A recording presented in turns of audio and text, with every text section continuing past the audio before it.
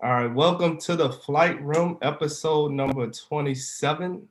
We thank you for being with us. We are rolling along. We about to hit the dirty 30 in a little bit. Um, Thank you again for joining last week. And we have a couple topics that we want to introduce. And thanks for the feedback as well. Shout out to our IG. We just posted a new story. So if you want to comment, we actually have a voting button on what you think about the topics. So just be interactive. We answer, we respond back. So if you want to shoot us a comment or a message or any topics that you want to talk about or discuss, let us know. We actually did 2 or 3 topics one episode, so you definitely have some input in what we talk about. So let's jump into the first topic. Oh man, let's do sports. So most recently, LeBron James has won his fourth. LeBron James, he's won his fourth championship. So we want to discuss like what that means as his place amongst the greats. And I know everybody's going to compare it to Michael Jordan's stats. So we got the stats queued up too. But what does that mean for him?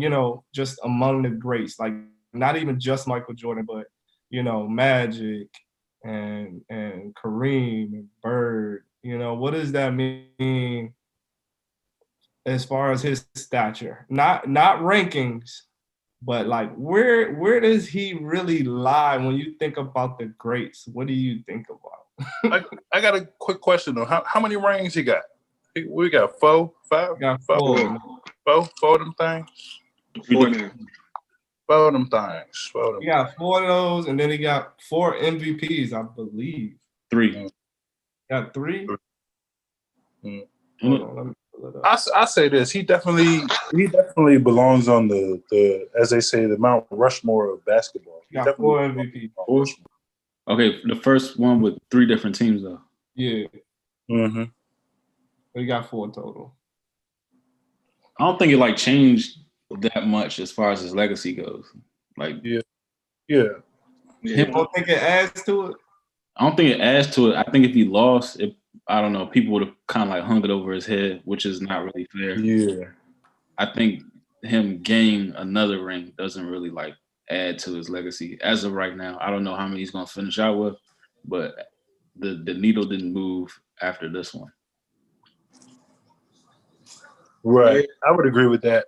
I would agree with that. Now, that's why I asked how many rings he has. So now if he gets up to 6 rings, then niggas is they already talking about, oh yeah, he can't be compared to Jordan or it doesn't matter what he does, he'll never be better than Jordan, whatever. I don't think that should be the argument though. I think, what I'm saying, can we just appreciate his talent in this time being, in his era, in his own era? I think we should just be able to appreciate his talent, and he's a fucking beast at the end of the day. Whether he could hold his own with Kareem and Charles Barkley and all them niggas back then, that's we don't even have to talk about that. He's in his own era, and I think he's credit is due. His credit is due, and I think it's a few haters out here, a few LeBron haters out here that always want to bring up MJ. Anytime you want to, they want to bring up MJ every time you want to talk about a GOAT. He could. That's why I say he is one of the greatest of all time. One of the greatest. He's not the greatest of all time, but he's one of. You know what I'm saying? One of. And there's a lot of them. So I think they should ease up on my man Bron. He's up on LeBron James. Yeah. Yeah, I agree. I think that LeBron, as far as tier, if you would say where his legacy is, I feel like Jordan is in his own on his own tier. Then under Jordan, you get Magic, Bird. I put LeBron in that category, the under Jordan tier with the Bird and Magics of the world, those type of guys. You know what I'm saying? So would you throw? And I feel like you said what? Would you throw Kobe in that tier too, or would you put him up there with Jordan? Yeah, Kobe in there. So he's somewhere in that same, but he's not up there with nobody. I just said like Jordan's in his own tier, in my opinion. Right. Okay. But okay. I would put LeBron right under there. And like I said, as far as this championship, I don't think it either moved him up and then move him down. If anything, it solidified his spot amongst Bird and Magic. I would say that, But Okay. yeah, that's how I look at it. I can agree with that. So I agree with Randall, Marcus, and Corey. But one thing I want to add is I don't think that it's more of a significance right now, but I think stat-wise, he did move up a notch stat-wise. Like, because I feel like what we do decade after decade is we revisit stats. Every time we debate something, we have to look at stats. And we got to look at rings and we got to look at MVPs. And I feel like this helped him stat-wise when in 2030 we comparing him to, everybody else. So stat-wise, he did make a good little hop, skip. But significance, nah, he's at the same level right now. Yeah, I like to pick. I like to also say I think we should also like categorize it rather than like trying to do like the GOATs. I feel like this might just be me, and I'm just thinking about it. I think we should just classify like maybe the greatest of his time. You know what I mean? Because like I think like LeBron is the greatest of his time. We know Kobe. I mean, we know Kobe might be the greatest of his time. Or I mean, you can put Kobe and Shaq in that conversation of who was the greatest of their time. And then you got like you got of course, Jordan is the greatest of his time. You got Bill Russell, the greatest of his time. You know what I'm saying? You can go like on. 80s, 90s, 2000s, 2010. Like it's going in order. And they all play different positions. Yeah, and then even still, the game changes. So like even the way we're talking about it, like I'm sure Jordan was averaging probably close to 30 in those finals games, but at the same time, those scores was like 98 to 92 or what have you. And he's still averaging 30 and 6 assists. And then LeBron's averaging, I'll just say 28, 10, and 5. And then the final score is just averaging like 110 to 120. And so if you look at it, like, yeah, the stats have improved for LeBron, but at the same time, it's not that much off. And there was a 30-point difference in the game in the final. That's crazy. And I will say LeBron did not go to college and play. I would say that as well too. He learned that shit on the fly in the NBA. All these other niggas, they went to college and got that upbringing anyway. But also I wanted to add Randall, I seen that trade. I'm about to veto that shit. Well, I didn't see the trade, but I seen it flash across my phone. I would have to veto that shit. I don't know what it is, but I'm vetoing it. My gosh. Yeah. But I track like a motherfucker. I think Doc hit that joint on the head too, where he was like, I mean, and this is still even trying to compare him when Doc was like, what Doc say? Doc said something like, we didn't expect greatness from Jordan. Like he came and he like evolved into greatness. Like we saw flashes of it while he was at UNC, but you know what I'm saying? We wasn't truly expecting greatness. But like when LeBron burst onto the scene at age 16, 17, like it was like this diamond has to be destined for greatness. And like for you to actually like achieve it, once again, it's the greatest of his time in my eyes. Like, yeah, they was calling him the king and shit. Yeah.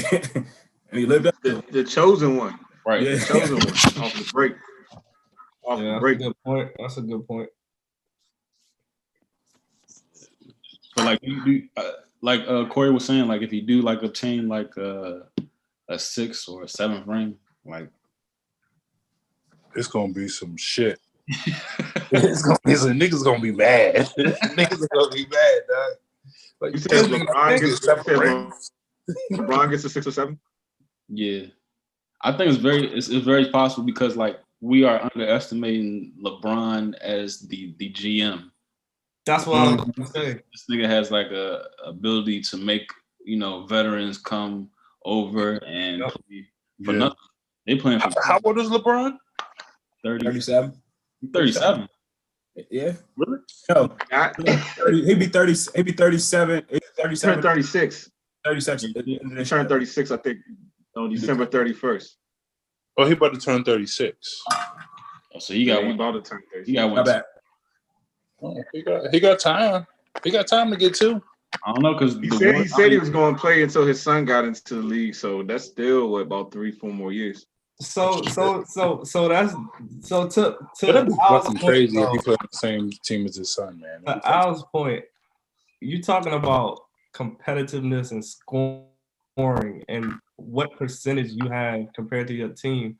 Jordan has 10 scoring titles. LeBron has 1. Like that, I don't even think he could catch him in that aspect alone. Like, you know what I'm saying? Like 10 scoring titles, bro. But the way he might catch him though, his longevity. You know what I'm saying? For you to be able to do that jump for 17 years plus, like I mean, that'd probably be it.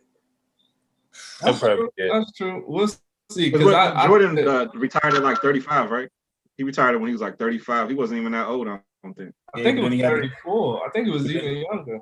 Yeah, but then he had the 2 spurts. I mean, was it 2 years off 1 year, and then was it 2 year, 3 years off the next year? I mean, the next time. Yeah. Mm-hmm. Yeah. So if you think about it, LeBron, if Jordan was to play all the way through, that means he probably would have retired at like 31. Mm-hmm. Like basically, he basically his numbers are the numbers of a nigga who would have retired at 31 if he took like no breaks. You know what I'm saying? Does anybody know like who the oldest person like to play in NBA has ever been?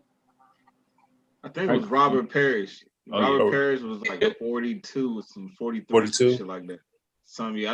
Big man. I think Robert Parrish And LeBron stays healthy most of the time. So yeah, I know he'd be on that vegan shit. He might not be vegan, but I know they nowadays people are really serious about the diet's athletes. So he ain't never had no major injuries though. That's the main thing. Yeah. He ain't never had no major injuries. Very healthy. Very like healthy. Kobe had Kobe and shit. Kobe had injuries, but LeBron never really had that shit. I still took them free throws. Still took them free throws with that fucked up Achilles. Still took them free throws. Still unbelievable. Big man. I mean, but even to play at that level, you know, to be that good, you know, you gotta have like some sort of daily motivation to even get to that level. So, like, what do y'all do? What's y'all what's your motivation on a daily basis? Like, what drives you? What gets you up in the morning to do what you got to do? Like what drives y'all? What drives me is my little baby's boy, man, my son. Shit. I gotta get the fuck up. Gotta get the fuck up, dog. Gotta get the fuck up. Gotta get the fuck up. Got to get the fuck up. And do what I gotta do. Make sure he's straight. Make sure he's glizzy, or whatever they say. Make sure he's Gucci out this joint. That's it. And of course the wife, you know. We old out here now. We got families, dog. We got families. We gotta get the fuck up and get shit done. Yeah, I agree that's definitely motivation. Family, children that want to let the people who depend on you down, that's definitely a major factor. And then I also would say for me personally, it's just that understanding of knowing that like being comfortable and not challenging yourself, you start to become complacent, you know what I'm saying? And then that's where you start to like lead opening for like bullshit to come into your life. So you got to kind of always have like a point to make a direct, just to avoid the bullshit. You got to keep on a certain direction. You got to keep on a certain, direction you're going with. So I think that's just a motivation within itself to prevent stupid shit. I need to know what I want to do, what my intentions are, you know? So I think that's definitely important too. Yeah, that's good. Yeah, I think I agree with Corey. Like, I think, you know, your offspring, your son, your daughter, or whatever have it, I feel like that motivates you in a higher level. But you already should have some type of motivation, you know, within yourself even before you have kids. I think it just like it almost like multiplies when you do have a kid, especially as a role model. You know what I mean? Because they look up to you and they see you 24/7. So you know, you wanna be able to have something that they can look up to, and you know, just make yourself better every day. Like Mhm. that's the goal. But I do think that there is some separation where, you know, you got to make sure that you good, not that you just doing it for other people as well. I think that a lot of people can get lost in just making sure that their kids is okay, and then when their kids is gone, then they lose. You know what I'm saying? Like they That's lose for life. themselves. Yeah. So you don't have any type of motivation when your kids go to college, and I've seen that multiple times, and I've heard stories too. But it's like even relationships, like deteriorate because everything was about the kids. Mm-hmm. Yeah. So yeah, it's just a I hear balance. that. Man. It's like a big balance. It's like a balance. Yeah. Well, you gotta remember at the end of the day, y'all got together. You know what I'm saying? And then y'all had that child or whatever. So, and that child's gonna go out and make his own family or her own family or whatever. So. I think my biggest motivation, y'all said it, but definitely is making sure trying to be a better person than I was the day before. So whether it's like actually reading, learning something different, reaching out, being a better friend, being a better provider. You know what I'm saying? But making sure I'm being a better person. You know what I'm saying? Getting in tune with myself and learning about my faults and my challenges and my weaknesses that I need to work on so that I can strengthen myself so I can be a better person to everybody I encounter. I think that's like probably like my biggest motivation. And, you know, everybody sometimes we fall short, but at the same time, like, I think that's my biggest motivation to learn how I can be better. Day by day, my man said, day by day. Gotta get it together. And even just in general, like, you know, it's like when you start to gain better understanding, you know, you kind of feel like you're cheating yourself when you're not, you know, cheating yourself, or you cheating your family, you cheating the people around you when you're not striving to be better. You know what I'm saying? I think just that alone, you know, is a motivator within itself. You know what I'm saying? You feel like you're not putting yourself to in a position to be of service. You know what I'm saying? So it's like you gotta keep motivated. Just gotta keep bettering yourself. You wasn't put here, you know what I'm saying, to not evolve. Like, you wasn't put here on this earth to just remain the same and not get better. So anything less than that, you know what I'm saying, like you almost, you know what I'm saying, you're not fulfilling what you was born on this earth to be. You know what I'm saying? So it's like you really should look at it like you shouldn't want to do anything else but to self-improve. You know what I'm saying? Just that simple. I would say my motivation is just my overall legacy. Like, whether it's my last name, you know, people that share my last name, or just what I just want to be remembered by. Like, when it is my time, like what did, you know, what did I do, like, on a daily, day in and day out, to be remembered by. So yeah. So that stamp you leave. Yeah. So I actually just read something in a book, and I had to write it down and had to do the job. But it was like, and it's actually for relationships, but at the same time, I feel like it's definitely need to be done for your personal self as well. And so it was like, write out your last name, and as you write out your last name, create like an acronym or a statement based off of it.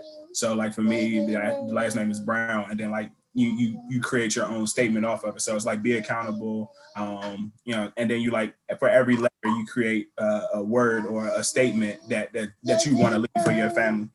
And so I figured I figured I'd share that. I like that. I'm gonna have a whole lot of words in my joint. Randall talking about the last name. Right? Randall, you Gucci though. You Gucci. That's a project right there, yo. I know. Randall, you got Le'Veon Bell. I know that's your cousin. You know what I'm saying? You Gucci. Their last name is Gucci. Bell's Gucci. Shit, even speaking to Le'Veon Bell, you know, we NFL week 5. Thoughts, injuries, comebacks, cuts, anything going on around the league, what y'all thinking about? I mean, you brought it up. Le'Veon Bell just got cut. Y'all, I want to know his career. Y'all think he's still? Nah, somebody gonna hire that. Give him another chance. Like, somebody gonna bring Le'Veon in, but I want to know personally, from a Cowboys fan, Alex. I want to know, how does he feel about Andy Dalton Because I always, dog. He was in our division for the longest, and I swear he was a fucking bum. But y'all put him on as a put him on as a backup quarterback. How do you feel with Andy Dalton? I mean, he was, for a minute he was a professional, quarterback or whatever. He had a couple of names come through there as wide receivers or whatever. But how do you think he's gonna do you think he's gonna ball, or do you think he's just gonna be like a fucking manager, which y'all don't need because the defense is not doing that well? But what do you think he's gonna do? So first and foremost, it really sucks to lose Dak. Like period, point blank, it really sucks to lose Dak. Yeah. Heart goes out. That was everybody seen that shit. I was like, God damn, dog.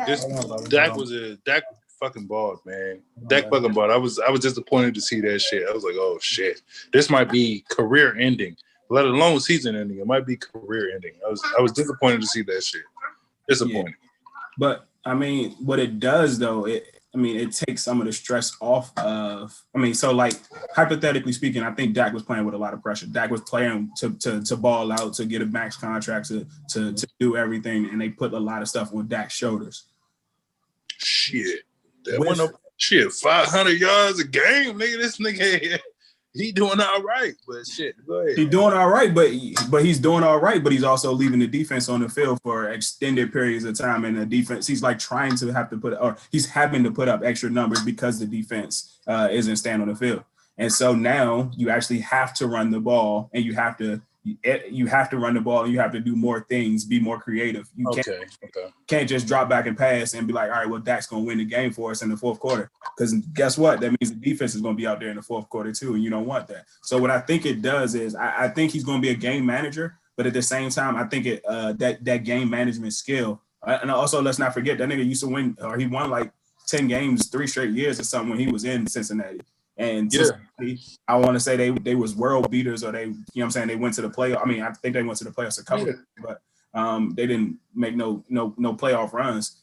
But I think we might have a better team around us on offense, not necessarily on defense. I remember some of their defensive teams, but I don't think we have a better team on defense. As far as like clock management.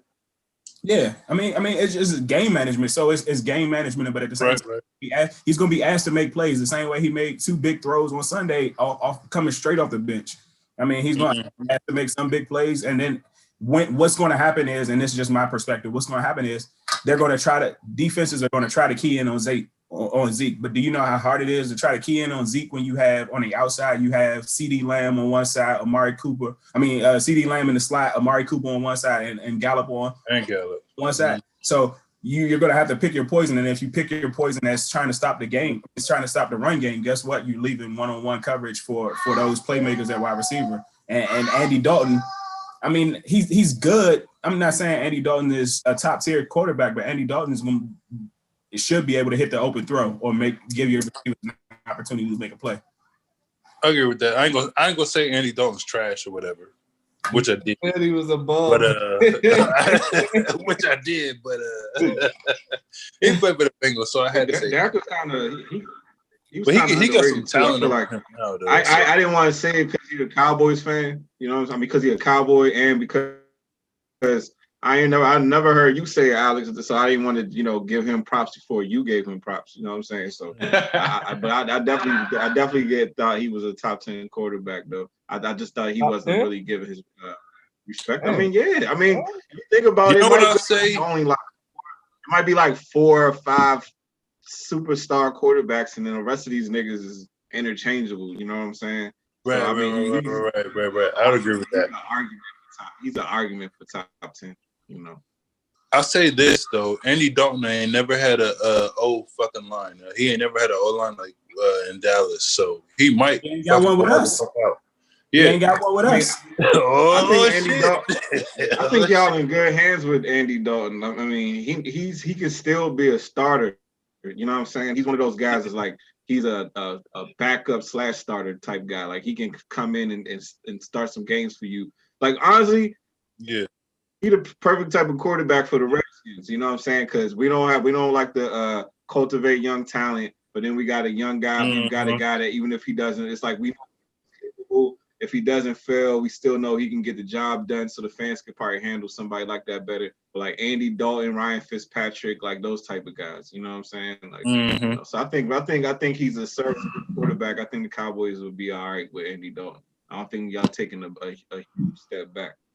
Hey, Al, do you think like this coaching staff has the ability to like, you know, tone down the offense and be like run first? Because I think so. Because even I think so at times. Just because I don't think they ever had a running back like Zeke before, and I mean I don't think I'm sorry, Mike McCarthy. I don't think Mike McCarthy has ever had a running back like Zeke before, and he showed a little flash before Dak got hurt in this last game, and I think like you know what I'm saying he might have finally realized it because it was like one drive where I think Dak only threw like two or three times throughout that entire drive, and they literally just ran Zeke and they ran Tony Pollard throughout the against the Giants. I mean, it's the Giants. What's the name? Kellen Moore, y'all offense. Yeah, but he's a Boise State throw it around and sling it around post guy. So yeah, I mean, I think so. I think it's also going to be a learning experience and hopeful. Hopeful. Yeah, I was running the ball a lot though last game though, and I seen Pollard on the field a lot last game, a lot. I was surprised with that shit. So yeah, we might see a lot of run game from Dallas Cowboys. We might with Andy Dalton out there. Well, then you know they might do that another 3-headed, but the 2-headed horse or whatever. So I seen more Pollard than I cared for, and I don't even have Elliott on like a fantasy team or nothing like that. I seen more of Pollard than I cared for. I was like, what the fuck? Where is Zeke Elliott at, man? But do y'all put any stock in Kansas City like last couple games? Like they No. Nah. I mean, I feel like this the expectation because of how like unstoppable that offense is. People just think that they're supposed to just run through everybody, and then they have like one game where somebody, you know, put up a good fight. I mean, that they still the best team. You know, I wouldn't. I mean, they can be beat. I didn't really go into the season think they would go undefeated anyway because their defense they ain't that super impressive any damn. So they was going to take an L at some point, you know, and if anything, it would have been a divisional game. So it makes sense to me. You know, that's why even when like they said they it was lost the fucking under 12 or some shit. I was like, nah, I had a feeling that shit was going to be a fight. That shit was going to be a battle. All right, so, do you put any stock in? Yeah, I won't put too much stock in it. You put any stock in the San Francisco last couple games? No, fuck San Francisco. As far as they lost. They didn't make it to the shit last year. So fuck them. What you mean?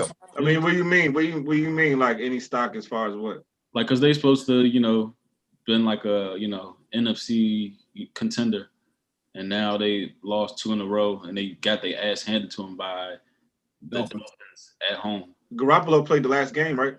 Yeah. Yes, he did. Yes, he did. Yes, sir. Well, maybe the Dolphins better than what everybody think. No. The Dolphins are. I think the 49ers are worse than what everybody thinks. I think the Dolphins are pretty good, man. Hey, I got. Well, it's a combination of both. It's a combination of both because everybody knows Ryan Fitzpatrick balls. He's gonna ball regardless. Yeah. Good games and he's gonna have some bad games. Yeah. I think as a team, though, I think they're good as a team. I think. Watch this. I think the San Francisco 49ers need to pick up Le'Veon Bell. Don't do that.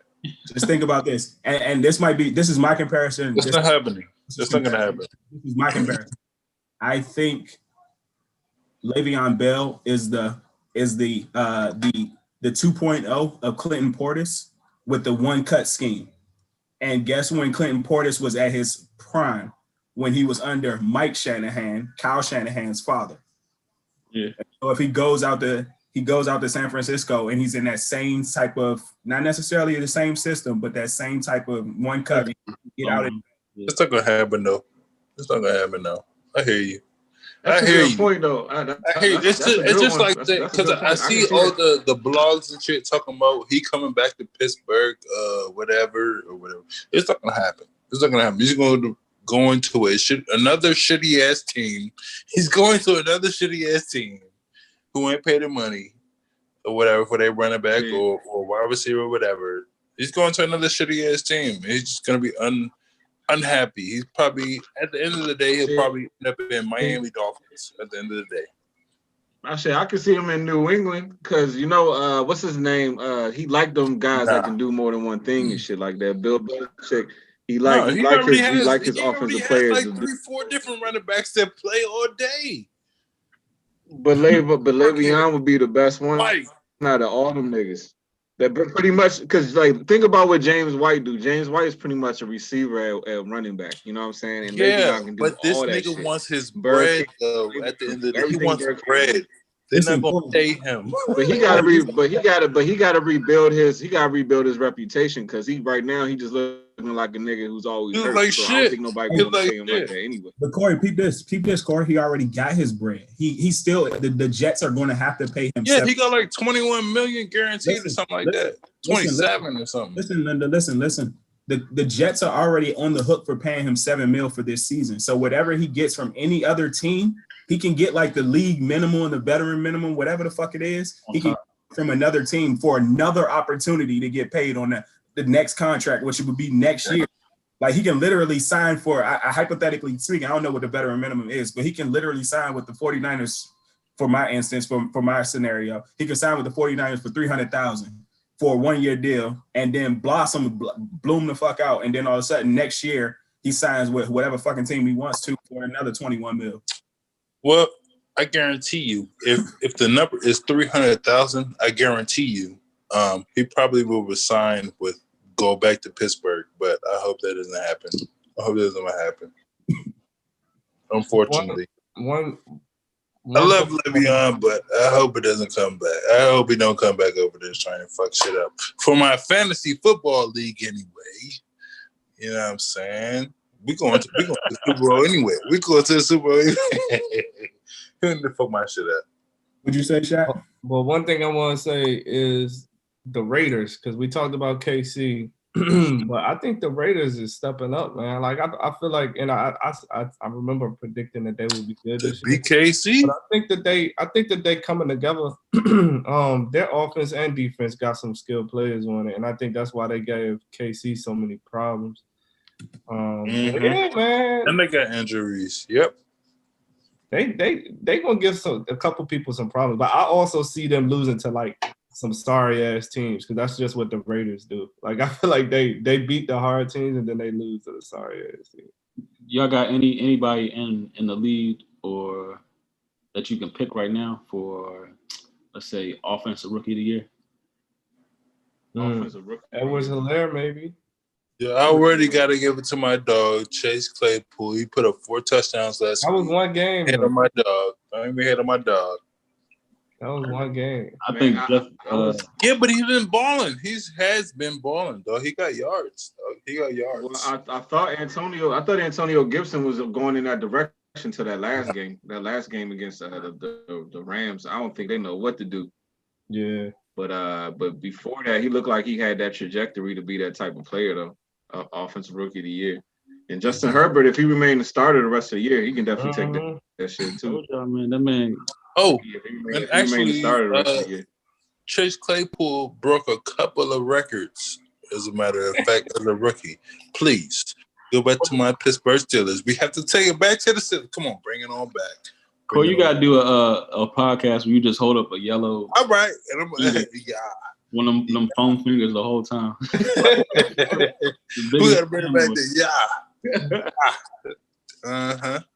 Biggest fucking fan. Justin Jefferson too. He's showing up for the Vikings. Yeah, the dude out of LSU. He I think he put up 2 straight 100-yard receiving games, if I'm not mistaken. That's true. Will you, Al? Will you put him on Chase Claypool though? Al, what you think about CD? How you think he doing on the scale? Like just measuring what he's done so far. Lamb?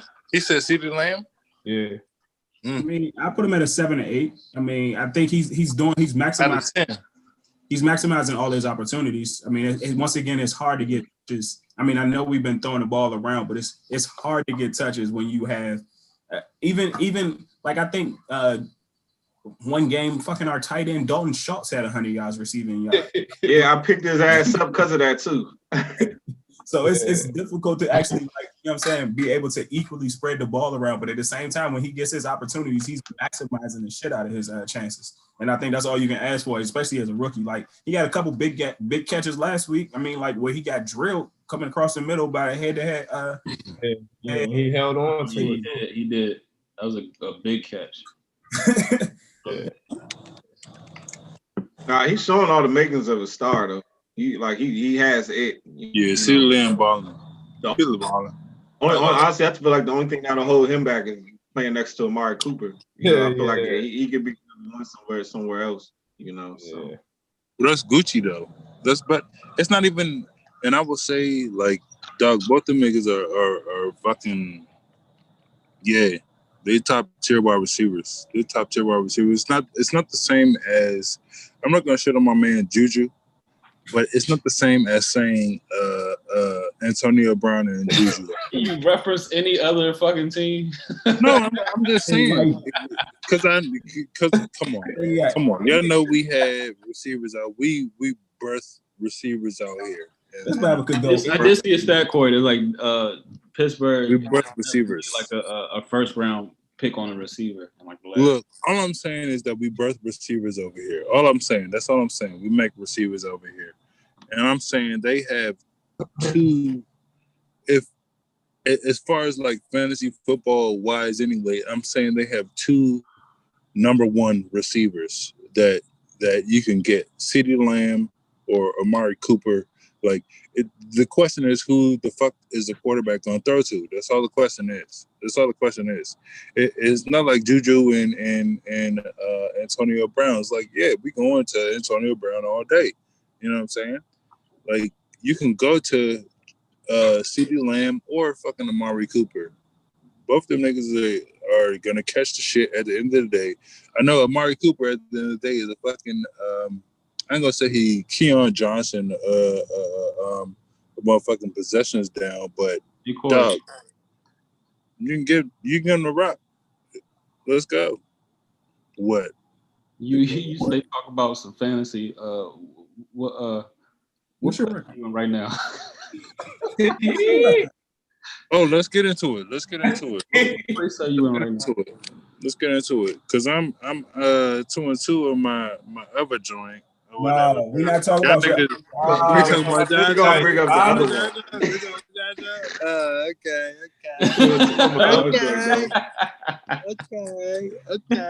All right. That's how we're gonna go. All right. Okay. It was, first off, I was trying to give y'all niggas a little chance or whatever, so I was pulling niggas out or whatever. I was pulling them out of the game, whatever, you know what I'm saying? I'm putting certain people in, you know what I'm saying?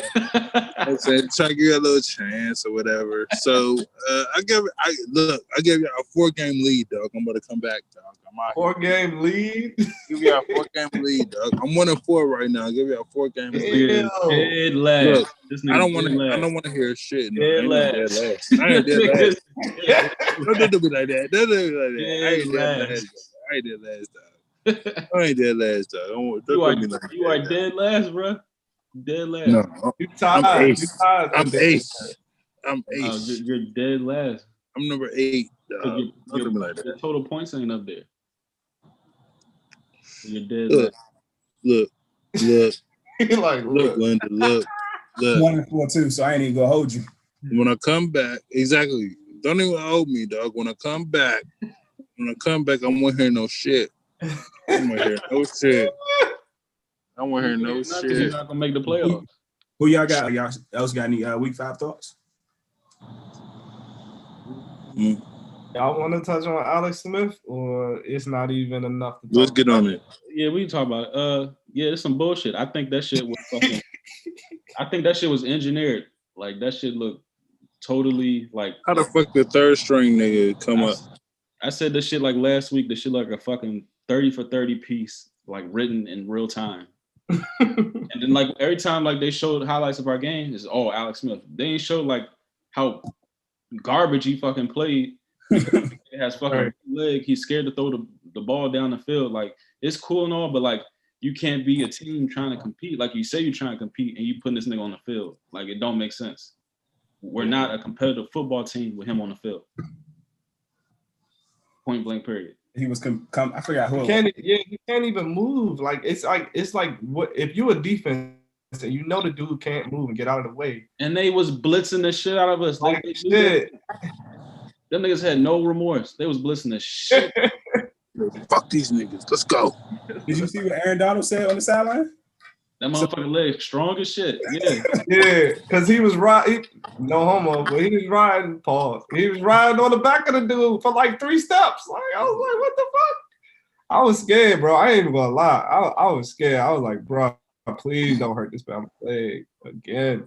I guess like I don't like the act of you coming back. Yeah, it's cool and all, but like, come on now. Yeah, man. My shit, what I took from it, Ron Rivera is just trash, dog. Like I was all in. I was in Ron We Trust. I was one of those guys, you know what I'm saying? And here we are, week 5. That nigga is trash. Like he is nowhere near what he is worse than what I could imagine him being. And that's honest. Like I would have never thought this season would be going like this. And I can't think of one decision this nigga made like on the field. In games, I was like, all right, that's what we got wrong. Like everything he does is like questionable, you know what I'm saying? Yeah. And maybe he just tanking, he just don't want to admit it, you know? And I think he put Dwayne at the bottom of the bench to keep him off the field, to not have to justify keeping him as the quarterback. You know what I'm saying? He'd rather fucking risk Alex Smith than to have this nigga Haskins and playing well, and he can't justify getting rid of him. So I don't know. But he not playing well though. Haskins is not playing well though. Who's playing well? What see, that's what I'm saying. Exactly. If you watch that, what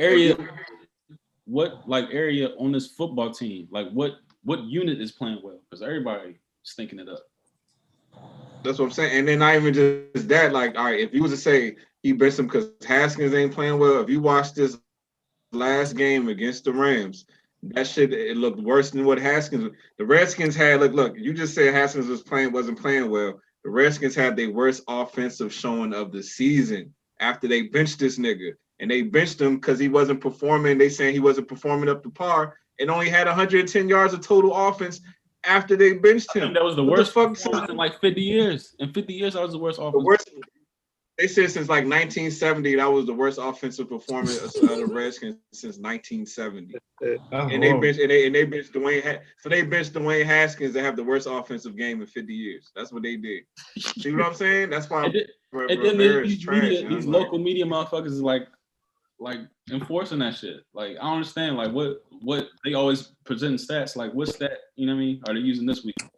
Did you see the reports and stuff that were saying that one of the reasons they benched him was because he wasn't studying the playbook and like he was bragging. They said bragging about everybody. They said, okay, but even that. But this is what I'm sitting there saying. Like the media, they'll say any bullshit. And like you mean to tell me that an NFL quarterback after a game ain't gonna say, "Hi, I threw for some yards." Like and nobody gonna give a fuck. I guarantee you, if a nigga had 2 interceptions in the game and said, "Hi, I had 2 interceptions," they ain't gonna be like, "Oh, that nigga bragging about having 2 interceptions and we lost." Cut him. Like that's some super hoe shit. Like that's not even like that's minuscule. You know what I'm saying? To make an issue or something like that. Like that don't mean nothing. You know what I'm saying? The only people is in media, but inside the locker room, you ain't gonna cut a nigga for saying some shit like that unless you already didn't want him any goddamn way. You know and then another thing, like they dragging this nigga name like through the fucking briar path.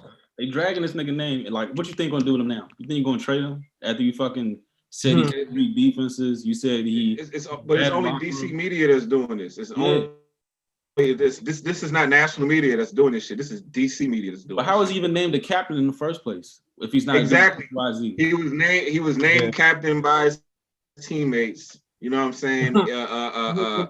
Did a fucking wonderful speech at the end of the first game at halftime because Rivera was getting his chemo. Did a wonderful speech, and then 3 weeks later, now this nigga's holding the team back. That don't make no fucking sense. Like whether you're a Haskins fan or not, you can tell Ron Rivera's full of shit. Like, you know what I'm saying? Because nothing he's saying makes sense. Did y'all hear what Ron Rivera said after Haskins gave the speech when he was talking? Whatever he was talking. he was like, yeah, I told somebody on my staff that I wasn't gonna be able to give a speech. And then I came out and I heard from the back, I heard like this little high-pitched voice delivering the speech. Yeah, I heard him say that. And then he said he walked out and it was Dwayne. I was like, you ain't have to say it was a high-pitched voice. You could have just said it wasn't like it wasn't. I don't know. He seemed a little nervous or something, but you said it was a high-pitched voice and you didn't know what was going on. Yeah, that was a little shot. But I agree. I feel like if he bragging, he got like 300 yards that game, right? I think he got 300 yards in that loss, and he was bragging because he had 300 yards and he ain't throw an interception. But I feel like as a coach, that's something you let him say what he say. You pull him aside and you pull him aside and you educate him because the Bama still technically he's still a rookie. He hasn't had a full 16 games. You know what I'm saying? So.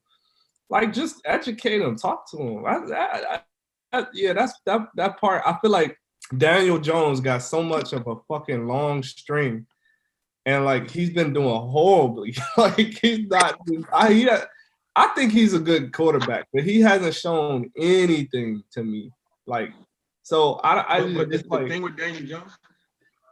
But the funny thing with Daniel Jones though is that like they talk about his interception numbers, but when you put his fumbles along with his interceptions, that nigga got like 30-some turnovers. Like it's something crazy. You know what I'm saying? Like so I mean, come on. I mean, at the end of the day, like you can say Haskins didn't play well, but you can clearly see that this is sabotage that's going on with this nigga. You know what I'm saying? Like at the end of the day, no quarterback deserve this shit. No young quarterback deserve that shit. You know what I'm saying? That should be blowing me too when people say, "Oh, he can't read defenses." Like that shit is like a slap in the face. Like you seen a nigga. They were saying that same shit about RG3. They said RG3 couldn't read. Every time a black quarterback doesn't play well, they said about McNabb when he came here too, and he was a vet. But like you seen like when he was coming out of Ohio State, like before the draft, like this nigga would go like on like ESPNs or shit like that and like break down a defense like on the board and shit. Like niggas maybe read NFL defense, but like defense is defense. And then when Pat Mahomes was on the LeBron show on HBO, this nigga said he just started learning to read defenses last year. So if it's that big of a deal, this nigga was playing at the highest level, throwing up crazy numbers, and this nigga wasn't even reading defense late. Yeah, that's true. I don't want to hear that bullshit. That's true. But that whole reading defense is shit. Now go ahead, Paul. Go ahead. No, I was just gonna say because I see this too, and I think that they tried to like emphasize this the last 3 weeks. But one thing that I think that he does need to work on is looking off receivers because I feel like as soon as he snaps the ball, he looks exactly who's he gonna throw at. And it's almost like, bro, if you a safety or corner, like you could see sometimes where it's sometimes where I see him go to 3 or 4 progressions, like the touchdown he threw against Cleveland when he gave it to Eamon in the back of the end zone. This nigga looked like left, middle, left again, and then threw it to his right. Like the nigga. Yeah, and I think a lot of times what happens is you watch the game and then Jadarill Johnston and these niggas they'll be like it might be one fucking time this nigga stared his receiver threw a pick, they go to replay like look he's staring down his receiver threw an interception. He has to learn that as an NFL quarterback. Now all of a sudden every single fan is like, oh, that's all Haskins does, he stares down his receiver, look he did it again, he stared, oh fuck, like that's what Redskins fans do. Like, but all it takes is for one commentator to say he needs to learn how to do that to be an NFL quarterback, then that becomes the narrative on the nigga going forward. Even if he only made that mistake once or twice, that becomes the narrative going forward. And but DC media is so fucking negative that they're going to eat that shit all up. Then that's going to be the topic of discussion every day that week until the next game. And then the fans and the listeners are going to get brainwashed with those narratives for a whole fucking week to the next week. Then when the next week comes, Dwayne Haskins stares at his receiver and throws the ball, and they're like, "Oh, he's still not fucking learning." You know what I'm saying? Like that's what niggas do. Like I've seen this. The same shit that happened to RG3 is the same exact shit that's happening to Dwayne Haskins now. I watched it happen with RG3, and it's happening all over again. The same shit. And so this is the thing too, and I'm actually going to defend Haskins on this one, because if you think about Aaron Rodgers and Tom Brady and how quick they get the ball away, they know who they're about to throw it to within, like, as soon as they release, it's already on the route before the guy goes there. So they stare their receivers down too. It's like, okay, but they ain't gonna say that about them. When they throw an NO, they ain't gonna be like, oh, Tom Brady looked at the guy. but you know what I'm saying? A lot of those one look pat, like a lot of offenses and plays are set up for literally saying, all right, when we like Tom, you're gonna go to him, like right. before the balls even snap, like it's like, all right, look at the defense. The defense has a tendency, the corners are laying, 7 yards off.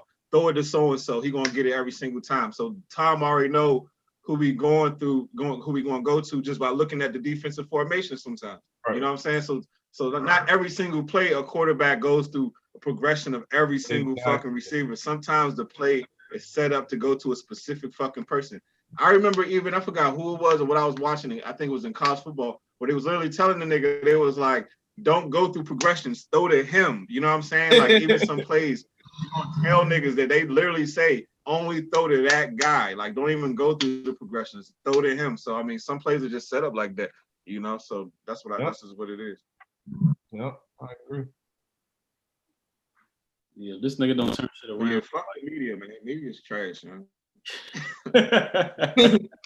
Because I can't stand the media because they will just paint they'll create a narrative like a box and just like put that box around your mind and shit like that. And then niggas can't even see out. Like the media is so great at creating narratives, young. And they be like, no, it's not. Eat that shit all up. And they be like, no, it's not us. Like, here's the numbers. It'd be all them. It's funny because even Shannon Sharp said that he said when he watches games, he watches them in silence because he said he doesn't want to be influenced by what the commentators say. And this nigga does this shit for a living, so even he himself know that just the way that John Gruden, I know he was coaching that with the way John Gruden would say some shit on Monday Night Football might influence how he sees it himself. So he turns the sound off just so he can use his own perspective. So that's some real shit. And overall, like local media be like fucking nerds, like niggas that never played the fucking game. Yeah. Never played shit. Yeah. The junkies are the worst niggas on earth, dog.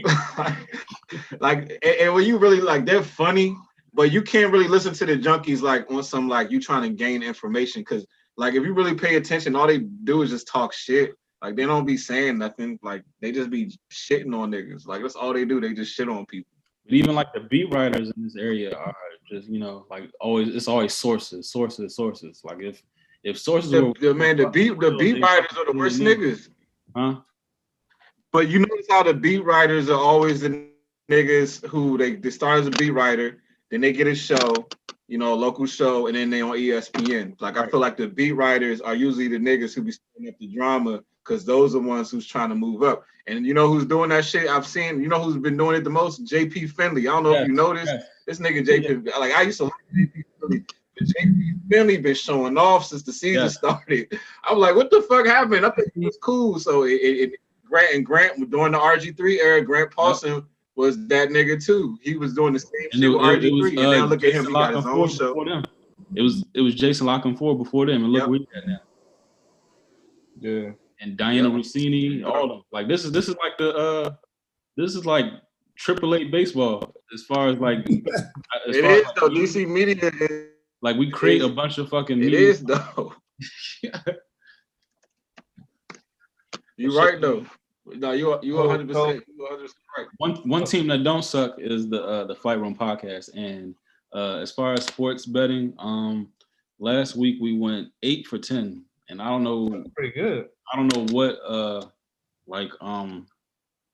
there's a lot of like YouTube channels that provide picks or just advice and stuff, but I don't see nobody's batting 80% in a week. Like any given week, 80%. That's crazy.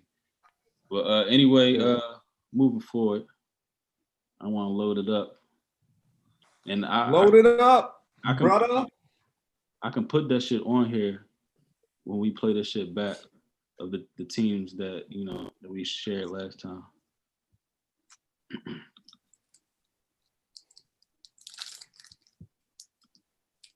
Here we go. And P sent his pick through. I got his pick. This is this week, right? Yeah. All right.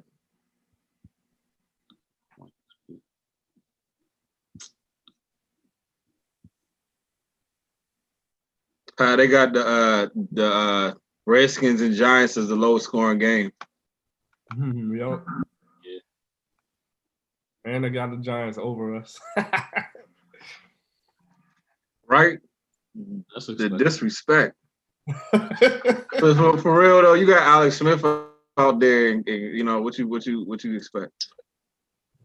Who is lowest scoring game? Redskins and Giants.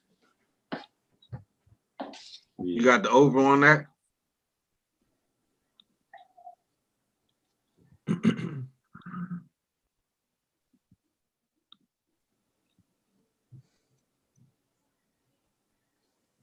Shit. It's a good one. Well, you already know what game I'm betting on, Pittsburgh. So Are you just gonna do that the whole year? yeah, that's my squad. You gotta show your versatility, bro. Versatility. All right, I bet on that one, and I give you some more.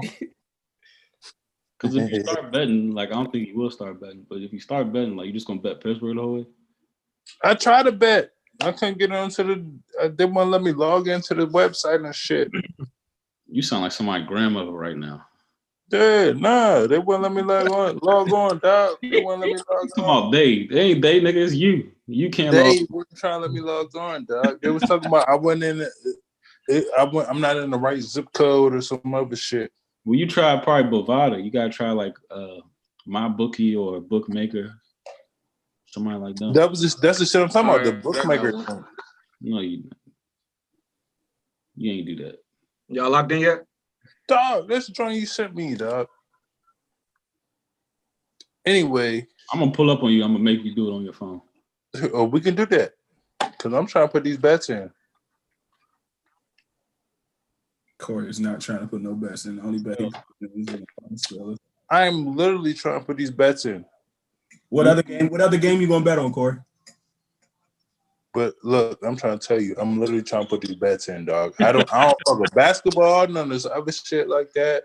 I can watch some basketball, you know what I'm saying? We just take it to the playoffs or whatever.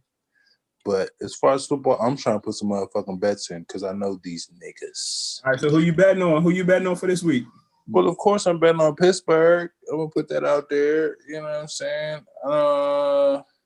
51. No, that's too many points. That's disrespecting my defense.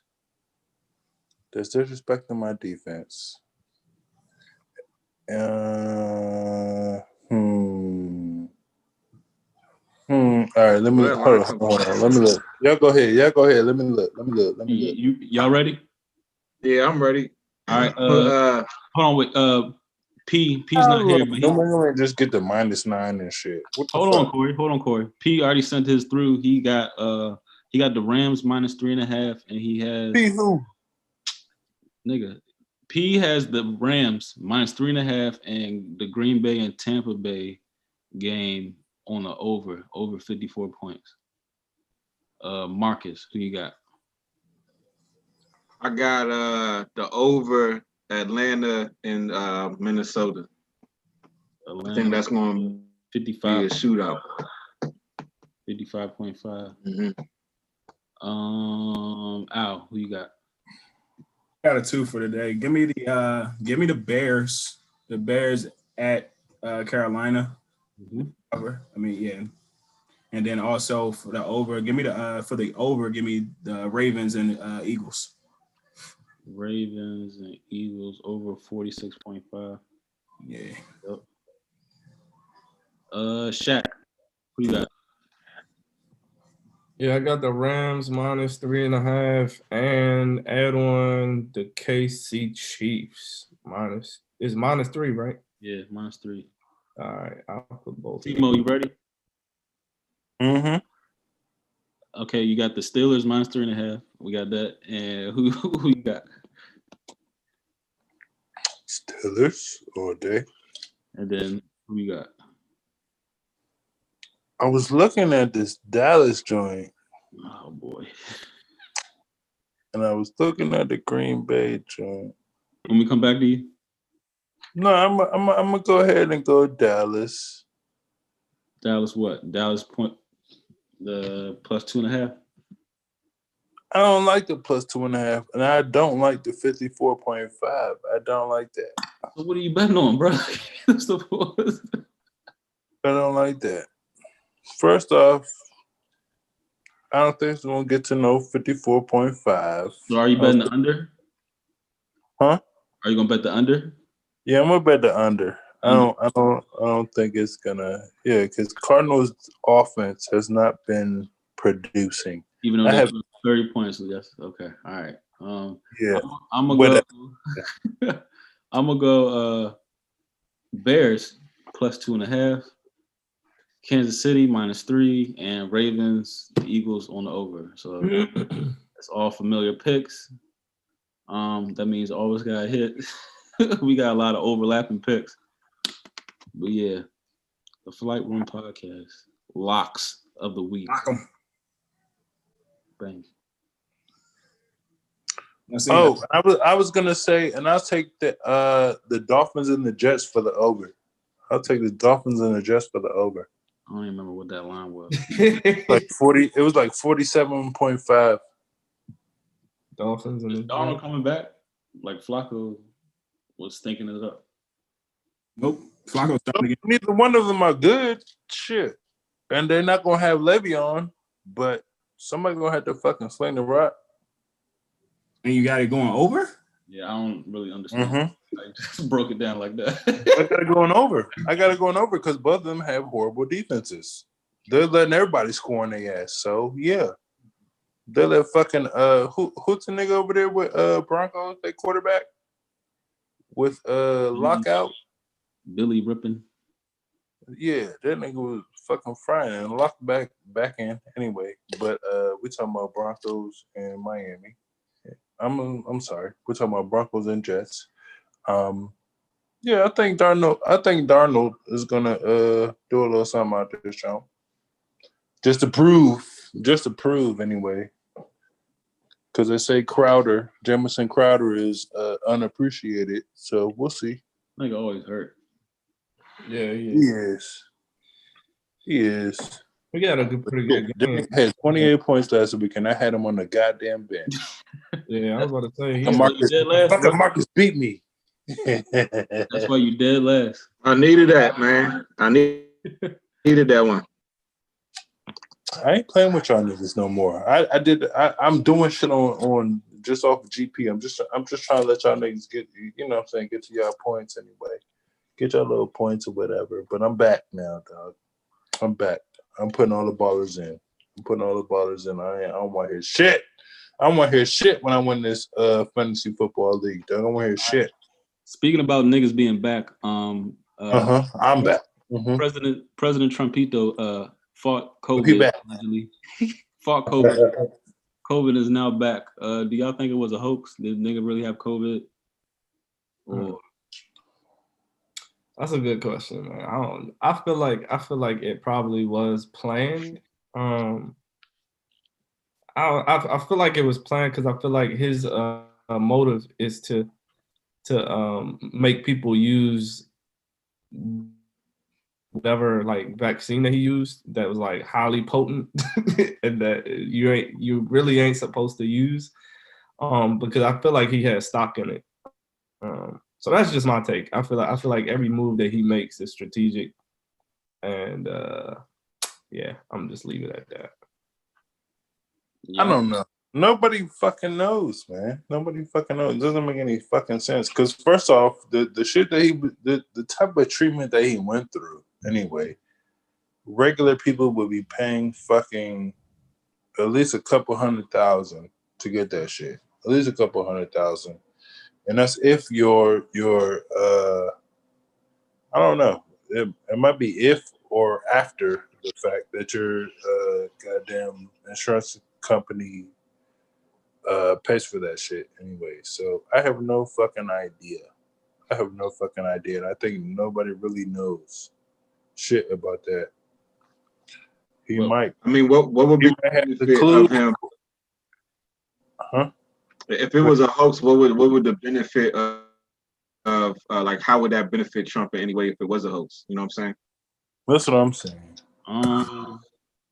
Like on one side, like people think he's always like denouncing like how serious it is. So now like he's I don't know, like people have people hold on, nigga. People have like empathy for him now, I guess, or bullshit.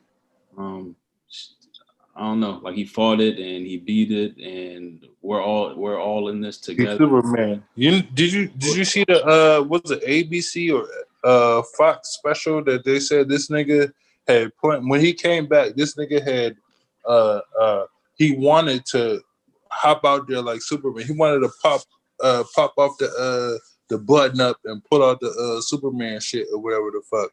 Say he was Superman or some shit. Y'all ain't see that joint?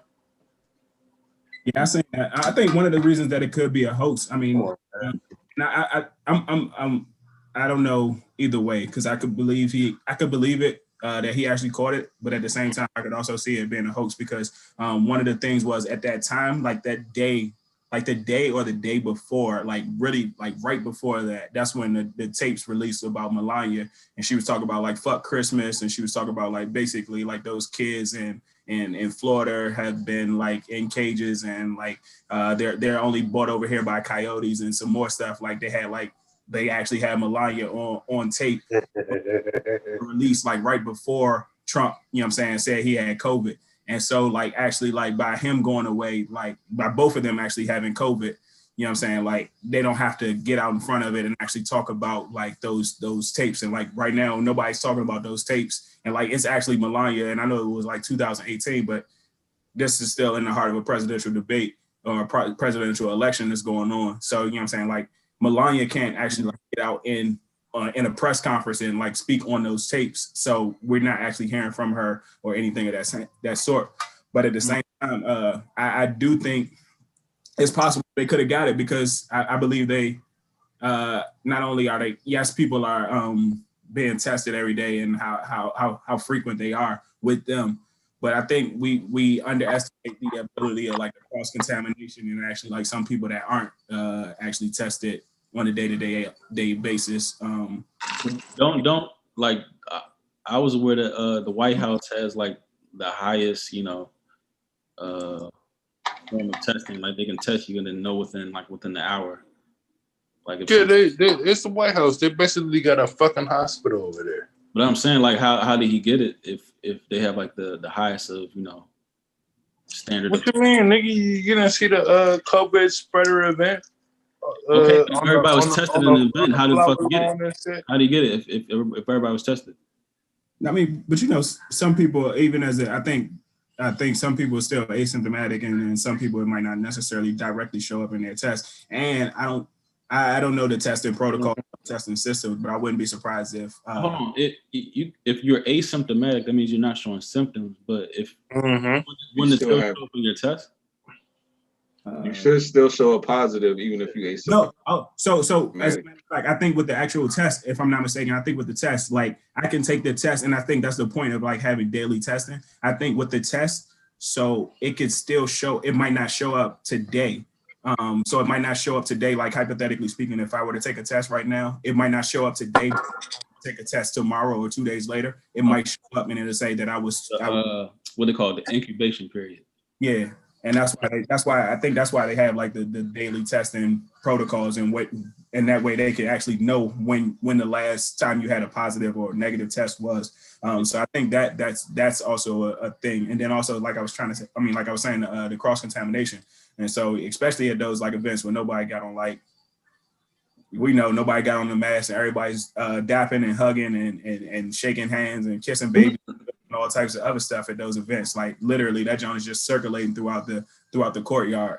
So it's possible. And then I think people at this, this just, if I remember correctly, I feel like people were talking about like how when the temperature starts to drop, that's when it's a better chance for you to catch COVID. And so like during the summer months, I think like it was harder to catch it. But like right now, I feel like people have gotten a lot more lax with like everything with social distancing, with like wearing the mask and doing different things just because they're ready to be out. And then also the temperature drop too. So that might have some impact on it as well. I just think the timing of it was very like funny. Yeah, fishy. definitely. Fishy. It was Talking of everything is right funny. after the first debate. Right after the first debate too. Yeah, that's weird, man. And for somebody that they say like is, you know, downplaying, he You gets think it's because he fucked up with the first debate? huh? Do you think it's because he fucked up with the first debate? He's trying to pull some shit. I mean, I don't think he fucked up on the first debate because I think he gave people what they expected from him. It wasn't like niggas thought, Trump was going to be anything less than what he was. You know what I'm saying? So I mean, I don't think it really helped or hurt him. You pretty much got what you expected. Look, I would agree with that. I will agree with that 100%. But that treatment he took, I heard that treatment, Regeneron. I heard that shit is like only given to people like when they like on their last leg and shit. Yeah, that's what I'm saying. That shit is like potent. Like, use it for like Ebola. In the 70s, they got to pump him up or something. And that shit is I'm saying like they wouldn't do that shit unless like it was looking real bad for him. Mm-hmm. Right. Exactly. So that's why it's all looking fishy to me now. Like I don't know what's going on exactly. Yeah. But that's what I'm saying. Like, and that's what I'm saying. Like, make sure y'all check out look and those tapes. And everybody has tapes now. Everybody has books now. But those tapes, I don't think that's something that can like truly cost him an election, especially because like prior to the last election, the nigga was talking about grabbing pussies and that. So nothing that can like, you know what I'm saying, cost him an election, but at the same time, it's something that you're supposed to be able to speak about. And so like for her or for nobody to be talking about it, that's what makes it really controversial, and that's what makes it really I also think like everybody's all in on this shit. Like both parties are in on this shit because like this also helps Biden because his like struggling ass ain't got to do another debate. And meanwhile, he got pictures of his son coming out smoking crack, fucking with prostitutes and shit. Like, yeah, I don't know. I don't know. He gamed up on that shit though. I understand what you're saying, but he gamed up on that shit. He was like, "Yeah, my son got a problem or whatever the fuck." Okay, but do you think for it's 1 still minute ammo, Corey? It's still ammo to be used. It's ammo, whatever. But do you think for 1 minute that Trump would have said some shit? Oh yeah, my son is a crack addict. We need some. It's like, come on, dog. I don't hear. He ain't said shit about this motherfucker, his son going out there fucking with. He didn't want to say shit about his motherfucking son, talking about fucking with the Russians and shit, and setting up meetings and all this other shit. Which one though? Which one? Not the dumb motherfucker. They're both dumb as shit. What's his name? Not Eric. Eric, the dumb motherfucker. Donald Jr. Yeah. All right. But Corey, like on the other hand, the one Biden son is having deals with the Ukraine and shit, and he's smoking crack, and he's fucking with prostitutes, and like he's doing a shit. But is he smoking crack and then doing deals with world? What difference of what order it comes in? It matters though. It matters if you was doing some shit like back then, or if you're not doing that shit no more, and now you're on some other shit. It matters though. It matters. I'm not. It matters. Like it matters. Like, are you still a dumb motherfucker, or are you still doing this shit? You know, he wasn't a dumb motherfucker, Corey. He had a substance abuse problem because he went through some trauma. He went through some shit. It matters. That's why they're bringing the shit up. That's why they're bringing the shit up, because everybody knows Eric Trump is a dumb motherfucker. He's not talking about shit. We rarely hear from this motherfucker unless. But that's my point, Corey. The point is like he looks like he's on some fucking Ritalin or some shit, dog. He looks like he's on some motherfucking shit, dog. But Corey, that's the point I'm making. Like I think both like they're helping each other by not doing a debate with this whole fucking COVID hoax. Like I think like now it's looking clear. And I would agree with that though. I would Now it's agree with looking that. clear like they may be in on this shit together. It might Especially be. when Trump is talking about like new vaccines and shit like that. Like, hold up, Yeah, man. look, people In the same always say all the time that it's the same lines, same shit. It doesn't matter what party you are with. It's all the same shit or whatever. So that would make sense to me. That would make sense to me because when I first heard the shit about Trump talking about I'm not gonna go to the I'm not doing the debate or whatever, I was like, oh, this is the perfect time for Joe Biden to go to the debate, and if Trump doesn't show up, then you can just go out and give put out your statements and everything and what you want to do for the American people and shit. But apparently the whole shit has been canceled, so that would make sense to me that everybody is on the same. Well, the elite anyway is on the same side, and at the end of the day, we all fuck. I don't know about that, Corey, because like even I don't know if it's still planned, but I feel like Joe said he was going to do the virtual debate. He said he wanted to do the virtual debate, and then when Trump said he wasn't going to do the virtual debate, Joe said he was going to do a town hall. And I don't know if that plan has been scrapped, but Joe said he was going to do a town hall and he was going to address the issues because the people still wanted to hear the issues. So I don't know if that actually changed or if anything updated from that, but I thought Joe was still doing a town hall on the same day that they were supposed to be doing the second debate. And if I'm not mistaken, that actually would work in Joe's benefit because I think if I'm not mistaken, that was supposed to be on Thursday tomorrow. Yeah. But there's no Thursday night football. There's no basketball on, and I know there's probably like the baseball on. Run it back. Fuck all the debate shit. It's no Thursday night football. What's going on? What's going on? Yeah, so I think it would have been a prime opportunity for Joe. I mean, I don't know if it's been canceled, but it would have been a prime opportunity for Joe to actually speak to, quote unquote, speak to the American people, speak in a town hall setting because nothing else was on TV to distract from the situation. So I think this would benefit Joe as opposed to benefiting both in this situation, maybe. Mm-hmm.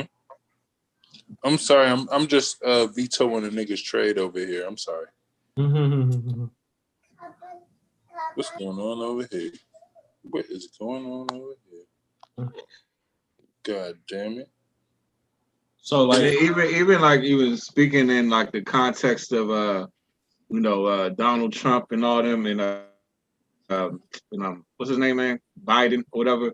It's like Trump has been saying this fake news shit that's been going on a lot, and we live in a time where it's like people just spread all kinds of information, and recently they saying companies like Twitter, Facebook, IG, YouTube are going to start fact checking your content. Do you think that's a violation of your First Amendment rights? Do you even think it even makes sense that another entity would fact check people's individual expressions out on the internet? Like, so what do y'all think about that? Y'all think that's a form of invasion of privacy or freedom of speech? What do y'all think?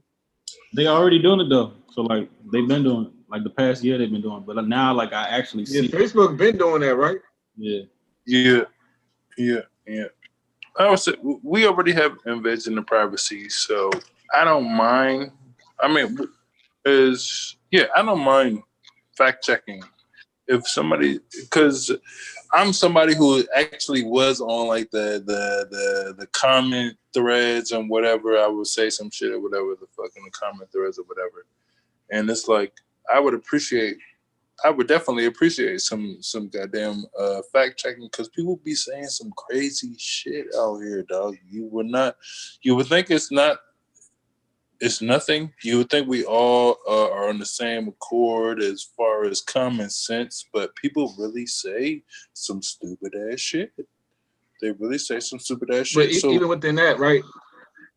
This is how I look at it, right? All right, so if that's the case, when they're gonna start fact checking everything, it's like, all right, so number one, you'll watch some bullshit on the news where they'll report some shit that's not even an actual fact. You can listen, like we were just talking about the sports junkies earlier. them niggas say all kinds of bullshit. And these niggas have a radio show. They've been on the radio for 20 years, and these niggas will say anything out they fucking mouth. Ain't nobody fact checking them. You said what? But what's the point? What's the problem though? What's the problem? If somebody corrects you, what I'm saying is like, all right, let's say you go to, let's say on Thanksgiving you over with the family, you talking with your aunts, uncles, whoever, they giving their point of view on politics or they talking about sports or whatever the fuck it may be. You ain't going to fact check every fucking thing your auntie say. You're not going to fact check everything your uncle say. You know what I'm saying? So it's like, why is it that? But if somebody says something that piques your interest, you might go check it out or whatever. You might go check it out. But that's up to but that's what I'm saying. That's up to the individual. But if you say something, at the end of the day, we should all fact check on something. Yeah, that's what I'm saying. Well, I think on some level, I think we all like let's say that's what I'm saying. Let's say I'm watching a video, somebody say something I either question or I might even agree with, but I'm going to still look further into that before I actually attach that perspective to my overall outlook. I'm gonna look into it and say, all right, I like what they say. Let me look further into that just to make sure it's legit. But it's like, but for a Facebook or YouTube or Twitter to fact check everybody's shit is like that don't even make no fucking sense to me though, because like when have we ever in world history been fact checking anything that anybody say out their fucking mouth? Like people express their opinions all day, every day. Like that's to me that just seemed like some control shit in my opinion. You know what I'm saying? It's controlling the narrative. I'm 50-50 with you. I'm 50-50 with you. Yeah. So this is where I'm at with it, because I do think it's fucked up. But from an IT perspective, I'm going to talk from an IT perspective. So from an IT perspective, it's their own platform. You know, the government didn't make Facebook or IG or whatever. Right. The creator made it. And that shit is engineered. So my whole point though is that there's one entity that made it and they have control over what they want to do. Now, after they have already made it, does the government and other companies have interest in it? Yes. But that's not the point. So my 100% interest it's just like if I created a platform right now and it started to catch on and then a whole world was on it, I would still have control over it. You know what I'm saying? So it's not like I'm telling you not to talk. I'm telling you that I can fact check your shit because I'm a G like that. that's almost right. This is my point. This is my point with the whole fact checking shit. All right, now let's say you start, because like I said, there's a lot of information out here that if you actually chose the research goes against mainstream perspectives or mainstream ideas. So let's say even like going back to that Cannon's class shit where fucking Nick Cannon was saying like black people were the Hebrews and all this other shit. Like if like you can actually research and document that, right? But now let's say YouTube, the creator of YouTube didn't agree with it. Now they're gonna sit there and tell me that that's not a fact when it actually can be documented. You see what I'm saying? So like that's still a form of control because there's facts that actually people don't like to acknowledge. It's facts that people don't want to just that make people angry. Facts that people don't like. So if you given a fact that the creator of YouTube doesn't want to believe, then he can sit there and try to say that's some bullshit. You know what I'm saying? Exactly. And that's the thing. That's their prerogative. And I feel like there's a lot of influence from the government on them too now. So you're right. But that they created the platform, and it's about voicing. You know what I'm saying? Like the message that they want to voice. We just like the news. So it's a weapon. Just like it's not really about truth. It's not. It's about what's popular. It's not about truth. Let's just make sure we know that. What's popular? Because they already shitted on Colin Kaepernick. It's about what's popular. Fact check is misleading because like who's authorizing so-called facts? It's like they're controlling like the evidence and exactly. And they're the prosecutor at the same time. Like they control the evidence and the prosecutor. Yep. Yeah. And that's right there, Randall. That's exactly That's the trick right there. It's almost like the book of Eli, and I don't want to compare this to the Bible, but it's literally information. And it's like you remember the book of Eli, they were trying to hide the information from the people. You know what I'm saying? He didn't want the book to get out there. And that's why your man Eli had the last one. He was like, I'm gonna make sure everybody got every page of this because they need this. That's why I do feel like social media is literally just like a dump of quick information that they want you to have. You know what I'm saying? It's not. I don't see any. I don't see any black centered social networks out here. Maybe I'm I'm not aware of it, but but I don't see any. Last one was it Black Planet? That was the last one. No, they just they just released a Pinterest for Black people. I want to say it's like melanin interest or something, but it's a Pinterest for Black people. But the journalist in me also agrees with the fact checking portion, but I think it does need to have limitations as well, just everybody talk about.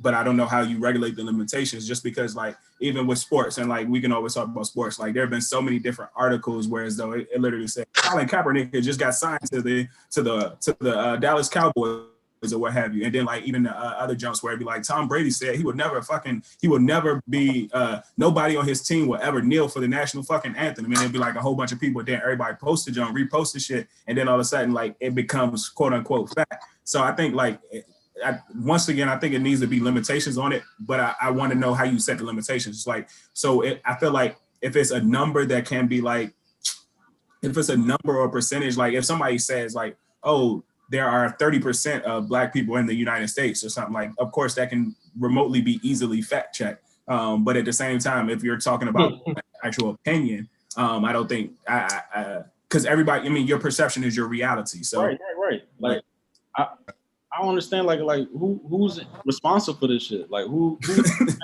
like, yeah, that's the question. Who is responsible? Who is doing the checks and balances? Like one guy, the government. Who's the checks and balances? I understand this shit. Is it a private company? Is it Facebook? Is it Twitter? Or is it like some private company? Because like what the shit Dan Snyder did, like he hired like a private firm to investigate him, but he hired them, so it's kind of like collusion, right? Like I don't understand that. Yeah. I'm gonna hire y'all niggas. One quick piece of input too. And this is piggybacking off of what you're saying, Randall. So to that point, do you know how much capacity you need to fact check everybody's post? Yeah. I'm just saying, yeah. It's some high tech shit going on that nobody's talking about. Millions might be in billions. It's some high tech shit that nobody's talking about, and you need the output that you need to the data analytics and the output that you need to fact check everybody's post, like that is crazy. And I don't think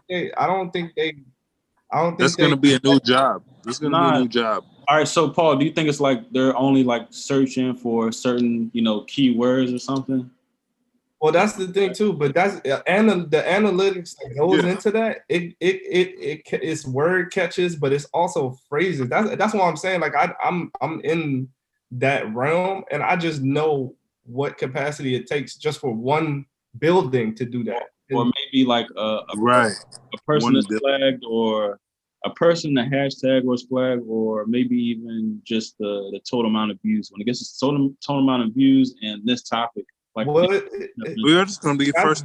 It's not even just that, because people like that got 300 followers are getting fact checked. Like, and I think Brian even told me one day that his shit got dismissed because he said something, and I was like, what? I was like, yo, that's crazy, because it and that's how you know it's not about your how many followers you have. It's not about a keyword. It's about, I think they literally check the entire post, bro. Like it's got to be like a whole company that's geared to only fact checking. And I'm not even talking about like a company like Comcast. I'm talking about like bigger than Amazon. Like this shit is probably like CIA backed. You think it's like in one of our episodes, bro, and Paul, you were saying that shit like it's separate, like these, like they can do what they want because it's a private company, but Yeah. The CIA like threw an alley oop to Facebook. It was created from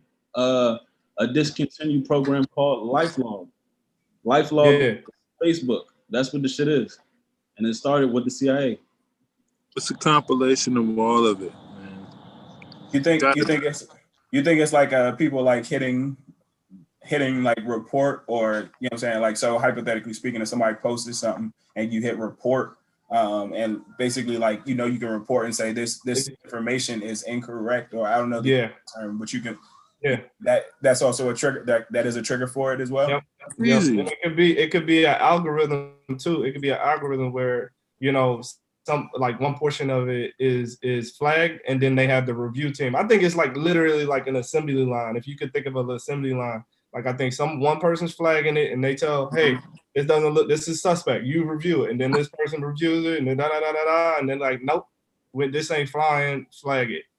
You know what I'm saying? Like I feel like it's that intricate, man. Like I would say it's keywords, man. It's keywords. Niggas is putting in, because they just had the lady, I feel like this shit is trying to kidnap her and shit. The governor or whatever the fuck.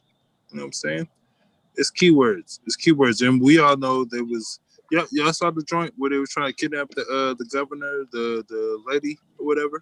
The governor of Michigan and the governor of Virginia.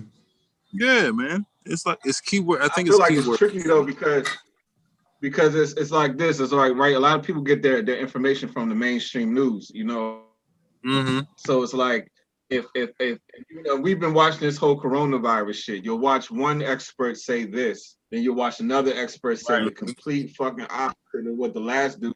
So now let's say I go on Facebook and I make a post based shit that one nigga say, you know what I'm saying? Thinking that it's factual because it came from NBC News, you know what I'm saying? One of the biggest news fucking stations in the world, or networks in the world. So now I go on Facebook, repeating some shit I saw on Facebook, and then another nigga go on Facebook and put his shit in, and it'd be contradicting information. So how do Facebook choose which one is the truth and which one isn't? You know what I'm saying? Because like, I feel like this, if they fact checking the average everyday person who makes a post on Facebook and Instagram, they should be fact checking everything these niggas say in mainstream media. You know what I'm saying? Because you'll literally get two experts that say the opposite fucking shit. So how are you supposed to? Why would you allow them to come on television? It should only be one truth. They should only be saying one fucking thing. If you're gonna be out here fact checking the average everyday fucking person, you know what I'm saying? That shit dope. I kind of just find that's like that's more of you just pushing an agenda. You know what I'm saying? Rather than you actually being the actual truth. You know what I'm saying? This how I be looking though, like on Instagram. If people are not familiar how it looks, like you see how that little red marking at the bottom. Yeah. That's from Larry Johnson. Yeah. Good controversial content. But that's how it looks. Mm. And this was posted in September. This was posted in September, and this shit for sure happened. It wasn't hydroxychloroquine, but what was the shit called? Regeneron. Yeah. That's what I'm saying. This shit is fake. Yeah, there's a lot to be said about this, man. I don't. It just seems like I find it very hard to make that shit seem credible. You know what I'm saying? It just I don't see how people be like, oh shit, Facebook corrected me. Now I get it. Thanks, Facebook. I just don't see that happening. You know what I'm saying? I just don't see it going like that. You know. Yeah. So, I don't know. It just make everything like fall in line. Censorship, right? This is more censorship, right? Fall in line with everything we've been thinking. Like it's like, so that it makes you think like the reason why these social networks were made to get eventually to this point. Like this had to have been some part of Yeah. You're right though, Randall. You're right, man. And I think that the power of this social media shit is so powerful, man. Because the power to brainwash you overnight, that shit is like just strong. You know what I'm saying? like to make a dance move could become trending and have millions of people all over the world doing that shit off of one famous nigga post. Like fucking Beyonce can do one dance tonight at 10 p.m. By 8 a.m. you're gonna find like a million fucking videos of people doing that shit all across the world, you know, and that's the time that we live in. So the level of influence and it just over a whole population of people is so strong right now. So yeah, man. So it would make sense why they would want to censorship. You know what I'm saying? A censorship. You know what I'm saying? It would make sense why they would want to do that. No, it's all control, man. I think it's another form of control. But it also shows how easily you could change the narrative. You know Yep. what I'm saying? If you have a strong enough following, and because they're aware of how easily a nigga could, like, you know, kind of throw a what's the word, a wrench in the shit that they trying to do.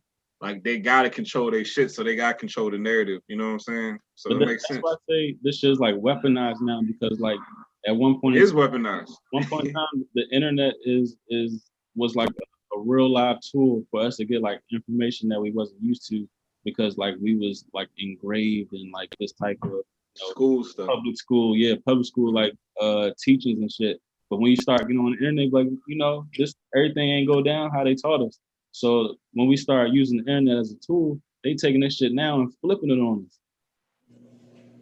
And the thing is, like you saying, now everything that we unlearned in the fucking history books, they're gonna try to fact check us back into the history books again. Right. You know what I'm saying? That's literally what they about to do. They about to fact check us right back to the history books. So like that term sheep that people use, like it's real life sheep, because like we was straying off, and I'm like, you know, come on, get with the crowd, like push you back, like just going with it. Yep. Yep.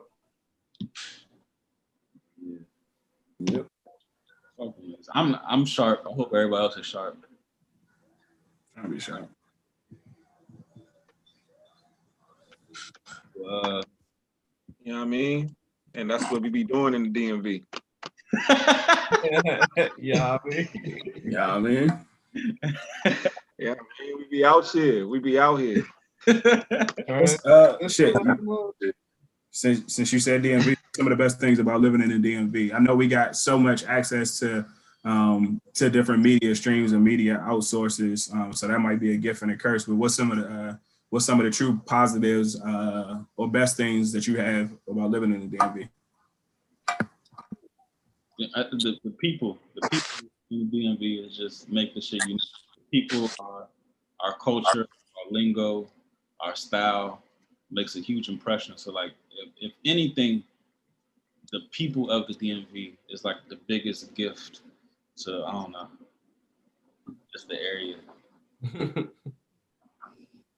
Yeah, I think this area got like it got its culture that, you know what I'm saying? I guess we can say the Black culture is like kind of what this area is kind of ingrained in, but like it has a lot of other diversity. We have a lot of diversity out here, just people from all different parts of the world. You know what I'm saying? And you can definitely see that when you go into DC, because there's so many different places to eat, so many different cultures, different, you know, styles. So that's one thing I like. You know, you in downtown Silver Springs or ragged Ethiopians, you got certain areas where it's like the population is mainly Hispanic. You know what I'm saying? Just it's very diverse out here, man. Very diverse, very diverse. Yeah, I think it's the culture part of it is amazing, because I think most of the people you meet actually in the DMV area and the people that you work with, they're transplants. Like most of the people are like from another state, and they've been wanting to come to the city. They've been wanting to come to DC, Maryland, Virginia, you know what I'm saying? So I think it's a culmination of like some of the people that actually grew up here. And then it's a lot of people that actually just wanted to be in this area. And so, you know, I think it's a good mix of culture, of people, of backgrounds, you know what I'm saying? And I like that. I like diversity, you know what I mean? Because I feel like you learn more through other cultures as well, instead of just being in your own zone. I actually like that you can get to Maryland, DC, and Virginia all within like 40 minutes too. Like I feel like that's dope. Like there's not Yeah, a the lot of Beltway. places where, yeah, Depending there's on not a how lot you of places. drive. Yeah, there's not a lot of places where you can literally cross state lines like that. And and I know people say this too, but I would even say like Baltimore is totally different from what the atmosphere that you get in DC and vice versa. Feel like Virginia, you cross the bridge and you go to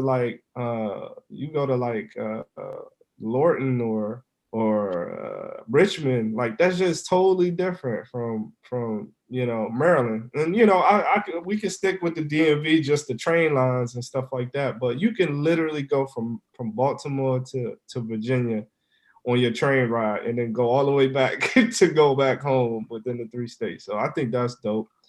I think we got a genuine different type of food feel too. Like I'm gonna just call out the carry outs and the mambo sauce and stuff like that. I think we put mambo sauce on the map. Like I hear people that come to DC and like let me try the mambo. Let me let me see what y'all been talking They about. love it though.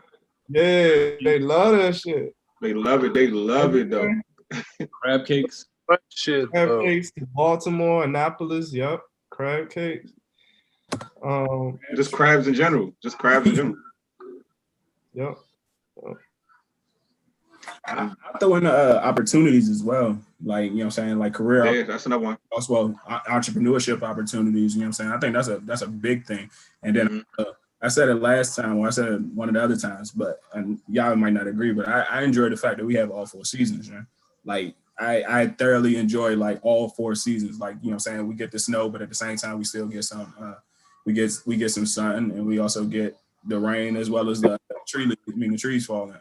So I think those are the major things. And then, as y'all said, definitely the culture is up there. I think the culture is, for me, I think our culture is unmatched. Like, you know what I'm saying? Especially when you talk about Black people in the district. So you can go out to other cities and other districts, and like they have Black people, but I don't think their culture in general touches our culture. And that's just my perception. It's very unique. Yeah, very unique culture. County, You know, PG County is the richest, predominantly Black county in the nation. you gotta throw that aspect in there too. That's another thing. And then we got our own music, got go-go.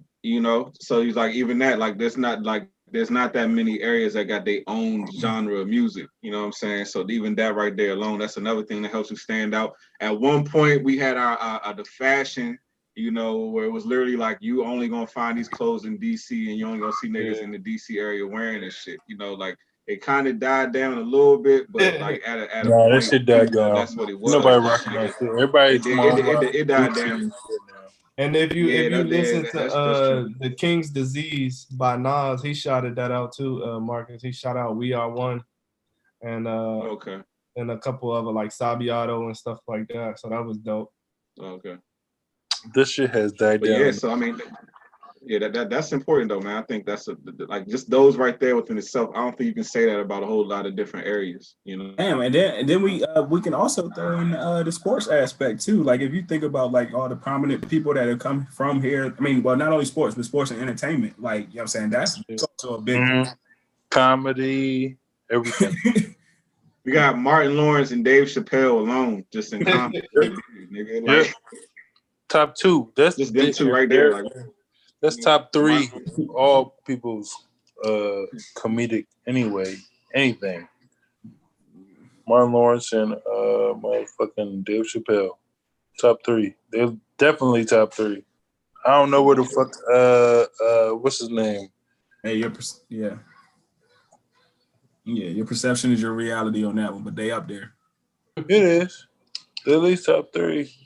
They're at least top 3.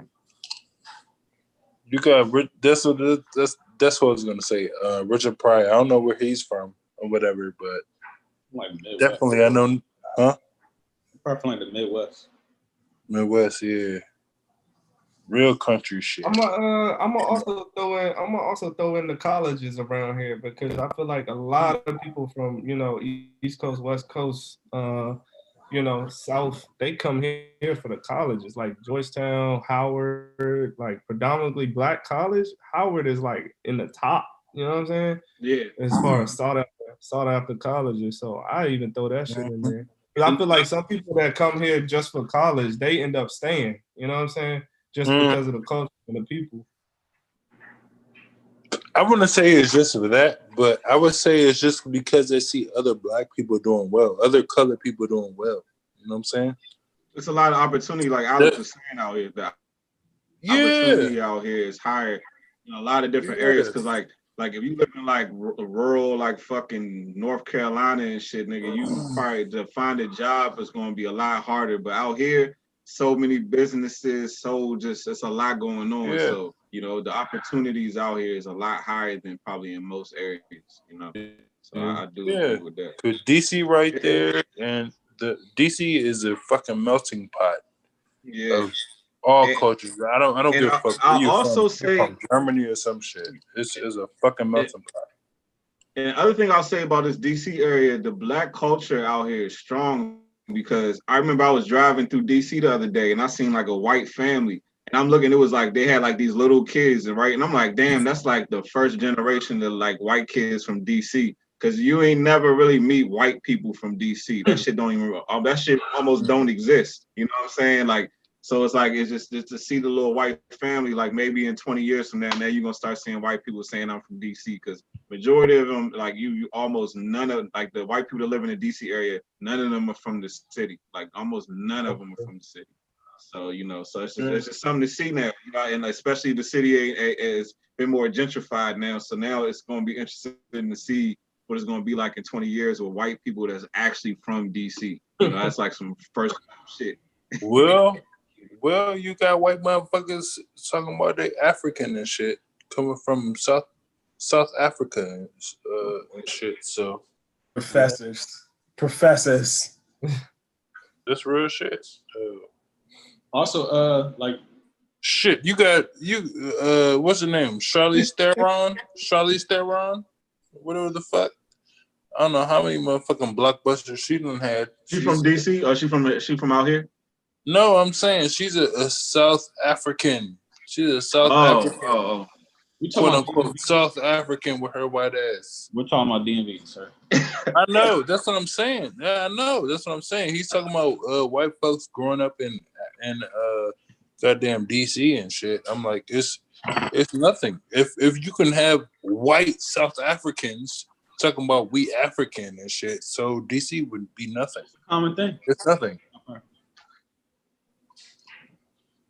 So the people here, we kind of got like a chip on our shoulder. If like, I don't know if anybody else relate to it, but I think people walk around with a chip on their shoulder being from this area. And we just, I don't know. We got like a kind of what you mean?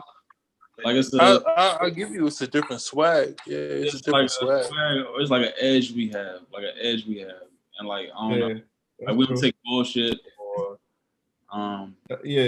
like the Jonan type shit, you know what I'm saying? It's like a chip on our, like we ain't gonna let somebody just like talk crazy to us. Yeah. Like a way of passage. Yeah. What you mean is we're not rocking like nothing out here, nigga. We're not rocking like nothing out here. We will cut your ass up. We're not rocking like nothing out here, dog. But at the same time, we don't got that chip on our shoulder like the New York niggas. Yeah, like not the at New all. York niggas. It seems like they will cut you ass up. Because New Yorkers would talk to you crazy and then like nothing would happen. If you talk to us crazy like how they something's happening. That's the difference. I will agree with that. I know. I remember one of the first times I went to New York, I was like, everybody talk aggressive out here. Like, they were just like, I'm like, and I'm looking at how like the other niggas responding, and it's like, oh, y'all just everybody just talk to each other like this. Like I was like, you ain't coming in the area just talking to niggas like that. You know what I'm saying? Like it's different. New York is different, bro. It's different. It's just different. Yeah, for sure. That's why I never like New York, man. There's too many motherfuckers over there, joint. I ain't never. I like New York. I like New York on the visit, but I don't know if I could live out there. I can't stand New York, dog. There's too many motherfuckers. I'm a nigga that likes it.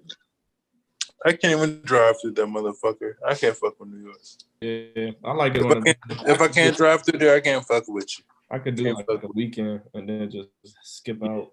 I don't. Just like Not Vegas. even a whole weekend. Them hotel rooms in New York be tiny as shit.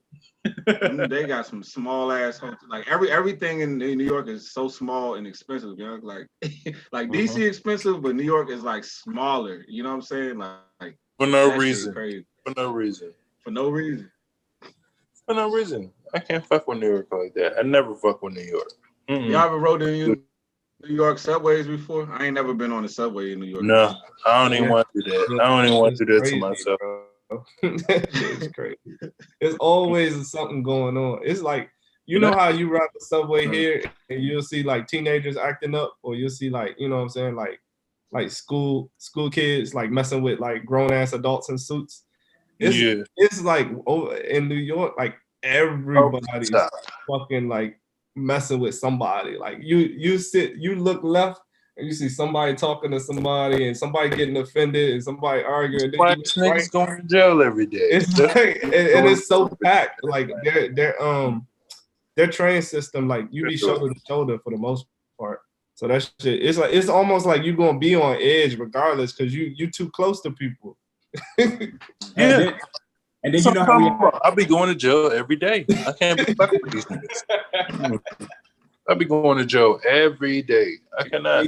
Then you know how we got like every once in a while, like during the day or however often, you have like these random like dance experiences or what have you, like here in DC. Like in New York, it seemed like, I mean, I've been there a couple of times when we rode the metro, subway system. Like legit, they had full blown like shows in the middle of like battles and everything. Like they have a DJ set up in the middle of the fucking subway station. Yep. Like, literally battling and dancing and all types of shit. And then you still got the people that I seen the nigga on the train. Yeah, that's what that's great. People that dancing on the cars. That's wild. I seen the nigga on the craziest shit I seen on the DC train. It was like some random dude. He was like pole dancing and on the fucking train. That was weird. You know what I'm saying? But you know but that's only one time. You know what I'm saying? You know, like, all right, I'm going home. I was like, all right, I'm going home. I was like, all right, this is awkward as shit. I was like, his kids on this joint, and he was over there just living his life. Like, it felt like it seemed like he had to get that off. You know what I'm saying? He had to get that shit off, bro. That shit was sick. In New York, like 10 times that shit, dog. I can't fuck with it. I can't fuck with it. I'll never go to fucking New York. Well, I never go, but I've been in New York, but I will never like New York. That's what I mean to say. I will never like New York. How much would it take you to live in New York? Nigga, you got to give me a New York. You got to give me a New York City, right? Yeah. Talking about money, how much money would it take you? Yeah. $1 billion plus. Like if you want, like you talking about if you want to live comfortable, or you talking about like some like lavish shit. He said he don't fuck with New York, period. But how much money? Period. How much money would it take for him to just up and move to New York? Relocate. Yeah, I need $1 billion plus, nigga. I need $1 billion plus. Said I need a bill. So I don't have to deal with niggas. So I don't have to deal with nobody. I'm staying in my shit. Just like I do. But you order food all the time. You don't gotta speak to nobody. Exactly. I don't have to see. That's what I'm saying. You can't do that. That's the good thing. Being 1,000. That's the good thing about the DC area. Look, that's a good thing about the DC area because literally you can be in the city 30 minutes later, you away from everybody. Like nigga, you can literally like there's areas in PG County where nigga you out the mix, like and you only 30 minutes from the city. The same thing in Montgomery County. There's areas in Montgomery County. Areas in Virginia, nigga, 20 minutes outside of DC, you could be missing. You know what I'm saying? Like if you go to the right areas. So. You know, and that's the great thing about living here, because you can be close to the city, but not close to the city. Exactly.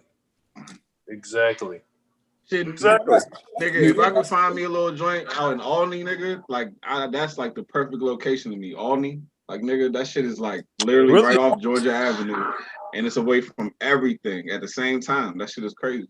Yeah, that shit down the line. That shit is down the line. Only Right. Oh, and the funny thing, I don't know if y'all knew that. You know that Georgia Avenue goes all the way to Baltimore. If you follow Georgia Avenue straight and just keep taking that shit all the way down, that shit take you to Baltimore. I had no idea. I just that's a round the way. They said Route 50 go all the way to California. They said what does? Yeah. Route 50 to turn to 301. Oh, for real? Damn. Shit, Route 1. Route 1 was the original shit.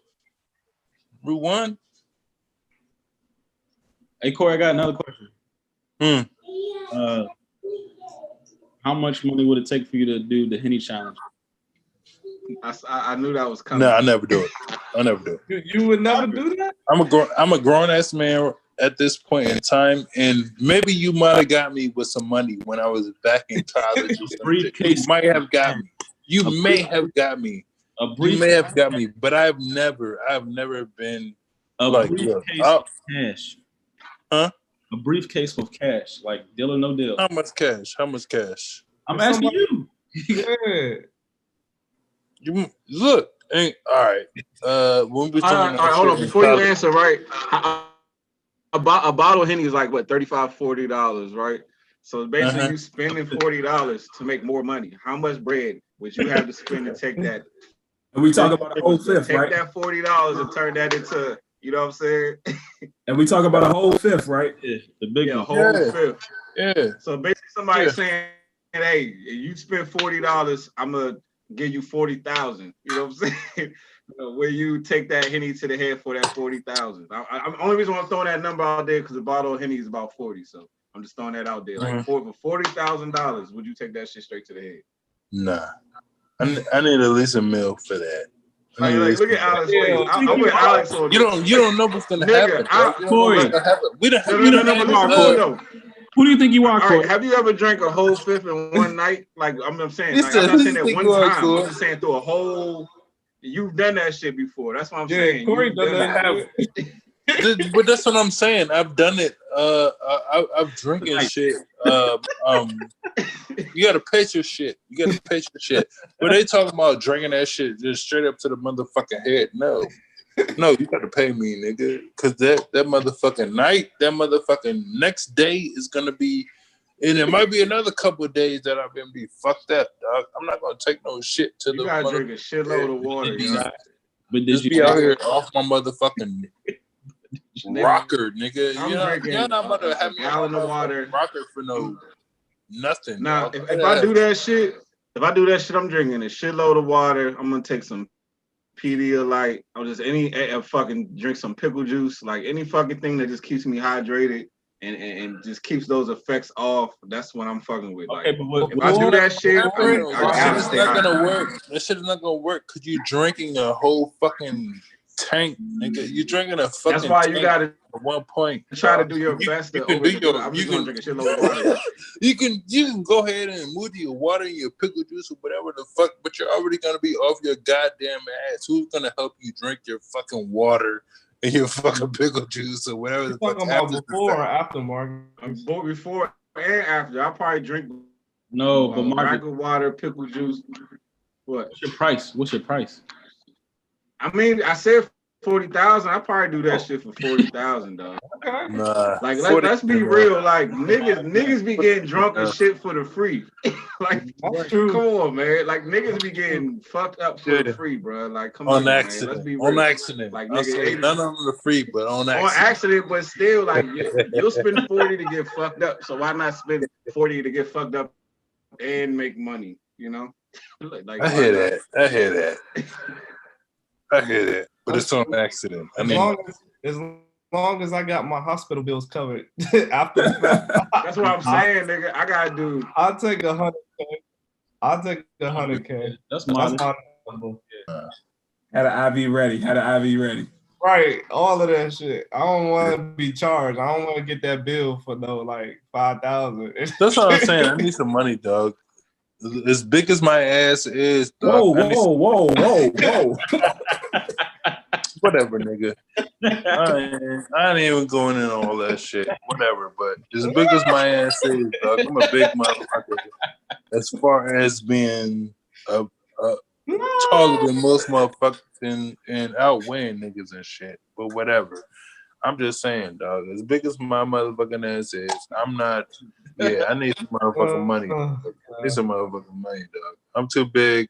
I'm too big to just be out here throwing the fuck up and curling on everybody's couches and shit. You done it before? Nah.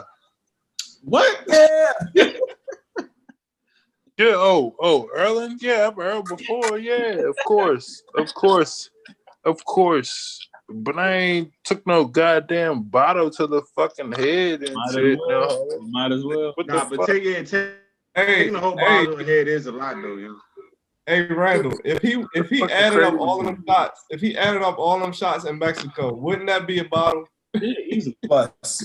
It might be. But it was in fucking moderation, dog. No, it was not, bro. He said it was in moderation. It was not. Nah, he meant he was taking his time. He was taking his time with it. He wasn't just taking it all to the head. It's Yeah, a matter it of- was. You can't just fucking down a fucking bottle of Henny, dog. Nobody downs a fucking bottle of Henny and just comes up and like, oh. Hey, yeah, they got what's videos of that next? shit though. That shit. What's Be, next? I seen it. I seen the nigga do that that, before. bro. He looked good, but he was alive. You know, He was alive for a good 5 minutes. alive. He looked fucked For a up, but good he was 5 alive. minutes. He was alive for a good 5 minutes. Hell no, dog. Hey, Hell no. I would never do. And that shit would come down to some fucking peer pressure type shit. How the fuck do you goddamn? I feel like I could survive that shit if I drink a lot of water, young. I think I could probably No, survive. you As long as I no. drink a we lot. gonna puke all that water out yeah, though. but are you Don't allowed? think Yeah, that. are you allowed to puke right after? That's the only way I would do it. I do it 50K. I think your body's gonna have You're naturally gonna do that shit. What Yeah, happened? Yeah. your body gonna reject that shit. Because your body gonna be like, what the fuck is this? Like, nigga, you tripping. Your body gonna literally say, nigga, you tripping. Like, literally. You ever take like a double shot, like, and you feel your stomach like kind of turn a little bit? You know what I'm saying? It's like, that's what I'm talking about. Like, so a whole bottle of Henny, your stomach gonna be flipping. Like, nigga, trust me. And it depends like what you like. Your stomach gonna be doing all You have kinds like of shit. nothing already like acidic or nothing on your stomach. You need just like straight rice and beans or some shit. Something heavy, something sturdy. Imagine all of that shit coming out. Ugh. But that actually might be a good thing. That's actually a good thing, though. Like, as disgusting as that is, that's a positive, though, nigga. You probably, if you don't throw up, that's a problem. Yeah, you in trouble. You know. You in trouble if you don't throw up. If you try You like in trouble if you don't throw up. So, Think, so yo, what would your blood alcohol level be with a whole bottle of Henny? Like, what? Like, that shit would be nuts. Yeah. That's I don't terrible. even know. Yeah. That's your bloodstream gonna be like 20% alcohol, nigga. That's crazy within itself. I wish Phil was on this jump. I was gonna say, I wonder what number he would throw out there. You know why he ain't in here? You know why he ain't in here? Because he owed me some lettuce. He owed me some lettuce because he thought the fucking Pittsburgh Steelers was going to lose to the goddamn Philadelphia Eagles. Fuck them niggas. How much he owe you?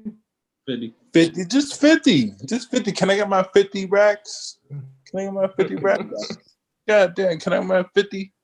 All right, real quick, to end out, to close out, outside of Regeneron, what Trumpito is taking, what are some things, some supplements or anything, we all, grown ass men, what's some things that y'all are taking to improve your quality of life? I'm gonna go real quick because just getting money. I've been taking like detox tea that I get from the like international store, like every now and then, like on my off days, because I got bad guts. But I do also take 1 a day men's gummies. Yeah. Are those the men's gummies? I do that. Got too. to. Huh? But it's You fucked said up. what? Men's gummies. 1 a day Vitamin, gummies. multi-daily vitamin. Yeah. but it's fucked up because like Hey, go ahead. recently I just realized like I'm halfway through the bottle and the junk say for 55 and older. So. Damn, boy. Damn, boy, you too old.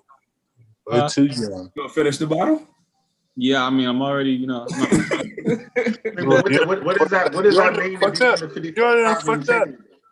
I don't know what to do. Fucked up. Nigga, you gotta take them for the rest of your life. You already fucked up. Yeah, something like that. Yeah, just like that. But mine say 55 and older. You got the 55. I fucked up. I done fucked up, boy.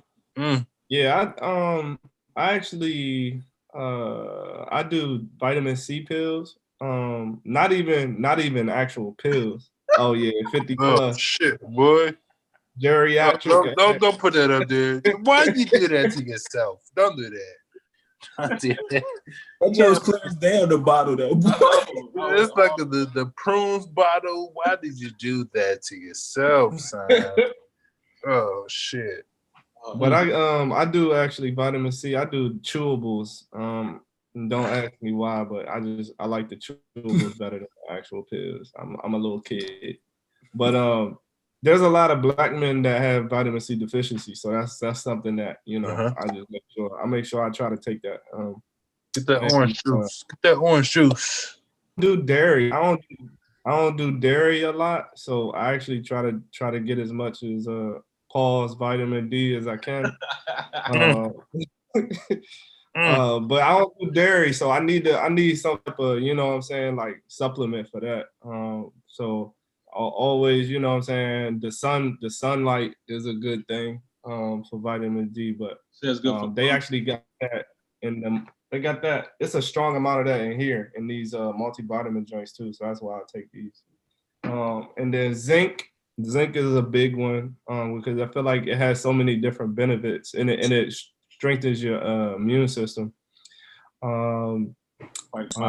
Sea moss is actually, I looked up sea moss, and sea moss is like beneficial all the way around. Like I don't think that shit tastes good, but it's actually beneficial for like your body, your skin, everything. Like yeah, you can mix your sea moss with Jamaican shit. With juices. Yeah, I know. I try not to do juices because I want abs too, like Randall. But yeah, that's pretty much it for me, man. I know some people take some people that's in their 30s, they take like 12 vitamins a day, and I wonder, I wonder like what those are, like what's beneficial that's like healthy for you. You know what I'm saying? But yeah, I'm sure some people got like stuff they swear on, so I don't know. I'm on a nice little sea moss kick where we add sea moss to my fruit smoothies and whatnot that I be making, and then also ginger. There's some elderberry, and then there's some other stuff that's in these little concoctions that she be making. I can't really think about what else is in there, but it's a nice little concoction of vitamins and nutrients that look to build on health. I'll find it.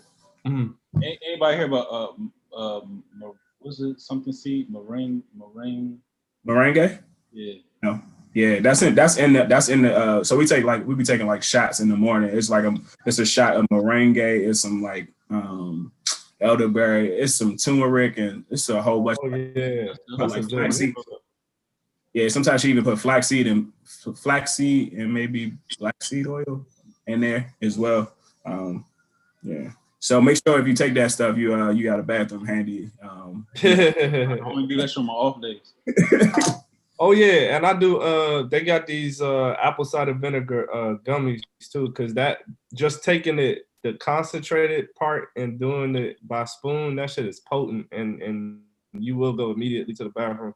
So I actually do vinegar gummies, and they do the same thing, but they're just not as potent. They help clean you out, so you ain't keeping all of that dirty shit in your body. Also, ginger shots. Ginger shots when it's like concentrated ginger, lemon juice, and cayenne pepper. Shit going too. You What you do got, that Mark? daily? Huh? You do that daily? Not daily, but like if when I get a good sweat going, that shit helps. You in them runners? Yeah, I can see that. Runners. That sounds like it goes straight through you too. Robex or Robex, whatever you call them, they got good ginger shots. What you got? I mean, I haven't really been taking anything. I think at one point I was taking zinc and magnesium, and outside of that, I haven't really been taking nothing, man. I usually just try to drink a shitload of water, yeah. To be honest with you, that be my shit, and I try to eat to get some eat bananas because they're rich in potassium. I think that's good, you know what I'm saying? Especially because like I be running and shit, so they say potassium is good for like post workout and shit like that. So, but that's about it. But I don't really be taking like vitamins and pills. I should. Don't get me wrong. It's not like I'm against it. I just never really got into it like that. But yeah. I mean, that's pretty much it, man. I just try to make sure I drink a lot of water, you know, and that's about it.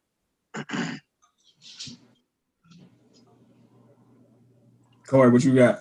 Look, I'm gonna tell you right now. Don Q, y'all. Don Q. Oh damn! How you gonna get my secret? Damn! I'm just trying. But you gotta do it like this, though. And Baconator. And Baconator. Get you a little ice. You gotta have a red cup. You can't have nothing else. You have to have a red cup. Put a little ice in that thing. Put a little ice in that thing. And then get your little Don Q, DQ, and some Coke, dog. And you all Gucci. Coke? Coca-Cola? You all Gucci. Yeah, a little Coca-Cola, dog. At the end of the day, All that damn sugar. Yeah, but I'm trying to give you the secret. Damn, can I tell you the secret? Can I tell you the secret? At the end of the day, you got you some Don Q, some ice, some Coke. You just got a late night voice? Right. Damn, everybody hating on me right now. Can I finish? Everybody hating on you.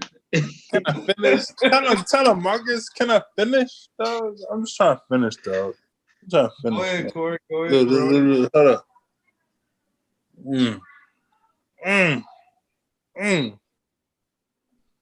Do you know what was in that cup? You are a hell of a role model. All right, look. Little Don Q, a little ice, a little Coke, and then you know what? You know what you gotta do after that? Do you know what you gotta do after that? You gotta order some goddamn Wendy's and get your motherfucking Baconator over this motherfucker. I'm just telling y'all to live foul. And what we're not gonna do is allow that. I'm trying to tell you how to look good. What'd you say, Randall? Good. What's the last thing you just said? GOOD. Good. I said this Living nigga telling y'all how to live foul, and we're not gonna let y'all do that. We're gonna give y'all, you know, all the keys, all the gems right here on the flight. We're living good. Flight Room Podcast. Weekly. Check with us. Good. Instagram. YouTube. Coming soon to Spotify and other platforms where you can watch a podcast. Just stay tuned. We're constantly going. Shout out the fifth quarter real quick. Good. Yeah. Tell them to get ready. Yeah. We're coming out with a sports podcast called The Fifth Quarter. Just stay tuned. Merch is coming soon. October is Just here. stay tuned. I holla. Good. I mean, good.